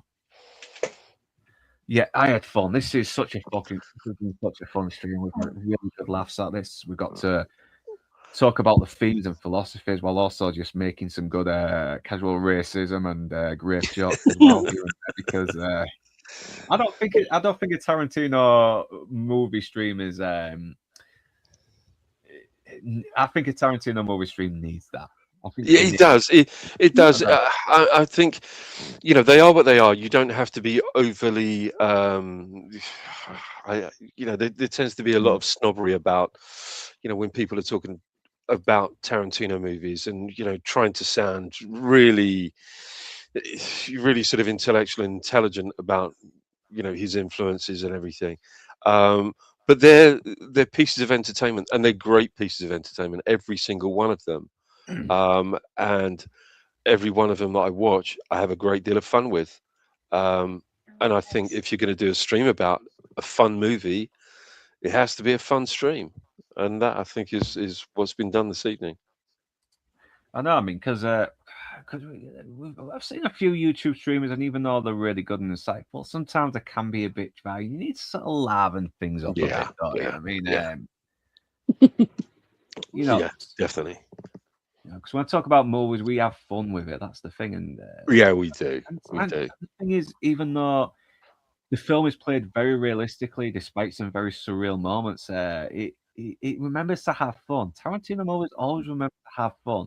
They can be really mean and violent and nasty, but they're fun. You love hanging out with these characters, even though they're terrible people. It's he does what Elmore Leonard does as well. He doesn't really write these characters with any judgment. He just writes them as people who are kind of just doing this line of work and that line of work. Yeah. He doesn't try to justify them. He doesn't try to paint them as the hero of the story. They just are. Yeah. That's his brilliance. I know. And once again, it goes back into the old redemption. Jules redeems himself while Vince doesn't, and he pays the price for it later on. And even Butch redeems himself. His probably still going to be a bit of an aggressive jack towards his girlfriend, but who knows? He's shown a little bit like there is maybe some humanity there. Maybe there is a chance that he could improve, but it's left up to the audience once again. You know, the fates are kind of explained, and we don't want to see them explained. Mm. Yeah, I mean, it's. I think it's that for me is the most satisfying redemption. I think Jules, because I think he's also the most likable character in the entire movie as well. He is, yeah. For me personally, Yeah. Yeah, because he's not just a ruthless thug. He's very insightful. He's very Yeah. intelligent. You know, he Yeah. knows his stuff. He's, he's kind of got this whole philosophy on life, isn't he? Yeah, yeah, and that's what I like about he's a thinker. Mm. Yeah, he's a really interesting character. There's nothing particularly complex about him. He is, he's just a really nicely written character. No, I agree. They're all written. They're all well written. I mean, Yeah. Uma Thurman's character could have been just another shallow gangster's mole, but she's got this lust for life. You know, she's very, she's very playful. She's very Yeah. kind. She can be very vulnerable as well when she wants to be. But everyone's like, even Lance is likable, and he's a total fucking loser slob who spends 24/7 in a dressing gown selling drugs in this shithole of a house he lives in. Yeah. Yeah. And I've known people like that. I have known people like that in my younger days, and they're probably still doing that to this day if they're still alive or not in jail. Not in jail by now. Yeah. But yeah, I mean, it's a great choice of movie, mate. Really, really good choice. It is. I mean, it's one of those movies where I rarely hear a bad word said about it. If I hear a bad word said about it, I'm like, mate, we can't be fucking friends. We can't. Yeah. You just don't get me. Yeah. I know. I mean, you can really tell the influences from all the Sergio Leone as well. The close-ups, everything. It's basically a spaghetti western style crime noir with obviously with dark humor. And I don't know if we can add anything more about this movie because every time I go through this ad, I think we've already kind of dissected what we need to say. We've already kind of talked about Marcellus's soul, and that the briefcase could be his soul, and that's what they're trying to retrieve, so they can maybe insert it back into the back of his neck, because some religions believe that for some reason. But I mean, he kind of dismissed it and said, it is whatever you want it to be. Yeah, I mean, and I'm fine with that. I know, because that's Tarantino. He just lets people. He lets people give people to things to talk about. It's like the wedding ring in Reservoir Dogs and Tim Roth's character. It's never explained if he's married or if he's he's a widow or anything like that. But Tarantino just left it in because he wanted people to. He wanted to give people something to talk about in that movie, and that's why I still respect him. Yeah, I respect him. Yeah, and it's as Toxic said. What it does, what Tarantino does with his movies is he does get people talking. He does. Oh, for sure. I know, and you're hanging out with these people all throughout the movie. You are hanging out with these bad people, but you're just enjoying every moment of being with them because he writes them so interesting. And and once again, every act, John Travolta really showed he could be a charismatic star again. Because he has got some mad charisma. He just wasn't getting the fucking movies, even though I think Look Who's Talking still did well, but it wasn't enough to make him a big A-list for until Pulp Fiction came along. No. Well, the pair of them, I suppose, really, him and Bruce Willis. I mean, it's pretty because he was having a bit of a bad run in the early 90s. Last Boy Scout, even though I love that movie did not deserve to flop. That was a good one, in my honest opinion.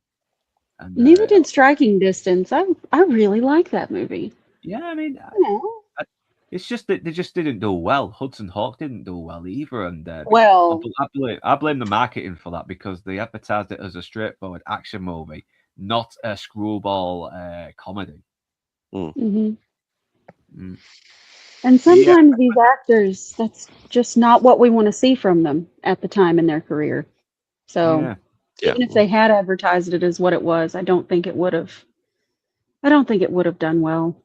But No, it's plus I kind of watched Hudson Hawk, and even though it's kind of got a good energy about it, it just didn't really make me laugh as much as I was hoping it would be. Bruce Willis still had his charisma and charm on there, but I don't know. It's some people love it, and I get it. I get it. I mean, it can be fun if you're after that kind of thing, but I don't know. I mean, I love screwball comedies, but Hudson Hawk just didn't do it for me.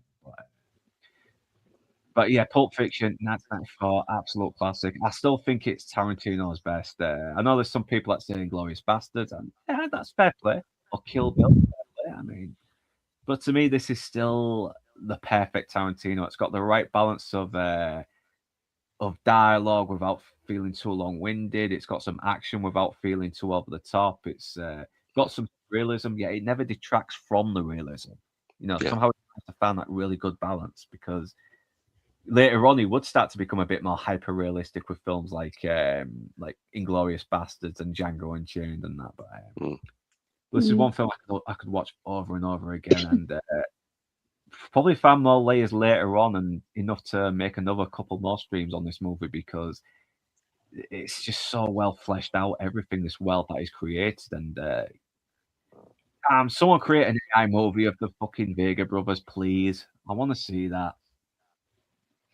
But yeah, I think I will end it here right now. And so yeah, final thoughts. It's violent, it's funny, it's demented, but it's just so charming as well. Pulp Fiction. So yeah, final thoughts, Rebel Rose, before we go. it really is everything that Quentin Tarantino is. It has that love of violence, that love of comedy, and just putting them together and making you laugh at things. I know. I mean, if you have not had a sixth sense of humor before, this movie will probably develop it. Yeah, I'd agree with all of that. It's this I think is probably, I mean, I would consider this the quintessential Quentin Tarantino movie. This is, and it's probably the best start point Oh, is that man? as well. Oh, sorry, you But went this off is the essential Tarantino movie. Yeah, it is fucking hell. Oh, sorry, I disappeared, did I? Yeah. I think. Koff, do you want to try and say it again? Yeah. I think this is the essential Tarantino movie. I think this is the one. I think that's a great start point to, if anyone hasn't watched any Tarantino movies, then this is a great one to begin with. I mean, this will give you everything, the whole essence of what Tarantino's about. I agree. I fucking agree. And everyone, thanks for joining me in the chat as well, Remy Spoons. Jacob Ironside, yeah, sorry that you got here late, but you can always catch the rewatch whenever you get a chance. Oh, yeah, shit, man. Alonzo Mosley. Yeah, I'm Mosley. Bush looks lonely in here. If you're a friend of Bush, that's cool, man. I like Bush. Anyway, so yeah, Bush, thanks for joining us as well. Remy Spoons. Joshua, who else is in there? I might have missed Cosmicky and RT and Z, thanks for the super chat. Always appreciated. And yeah, rest in peace, Chuck Norris. Absolute fucking legend. I thought the guy was going to at least live up to 150 the way he was working out at his age. Yeah. No man is immortal, even Chuck Norris, unfortunately, but still, he will always be immortal in our eyes. Yeah. So yeah, Daft Plato as well. Always welcome on. I need to get you on again, man. I'm still waiting for Lance to fucking do the Shield streams again, because I want to get on season 3. I really do, and I'm afraid if I watch it, I might end up ruining. I don't know. So yeah, who else is in there? Is there anyone else? So I might have left. There's a Cosmic Key Holder. Yeah, that's just about it then. Thank you for joining us, and Inside Man. Anything you want to plug before we go? On Tuesday, obviously we're doing Sorcerer in Losers Lounge, which is going to be an absolute belter. So William Friedkin's Sorcerer for Tuesday. Yeah, I'll be on that as well. So yeah, absolutely fucking underrated masterpiece. Brilliant movie. Yeah, brilliant. Yeah, and anything else? That's it for the moment, mate. That's it for the moment.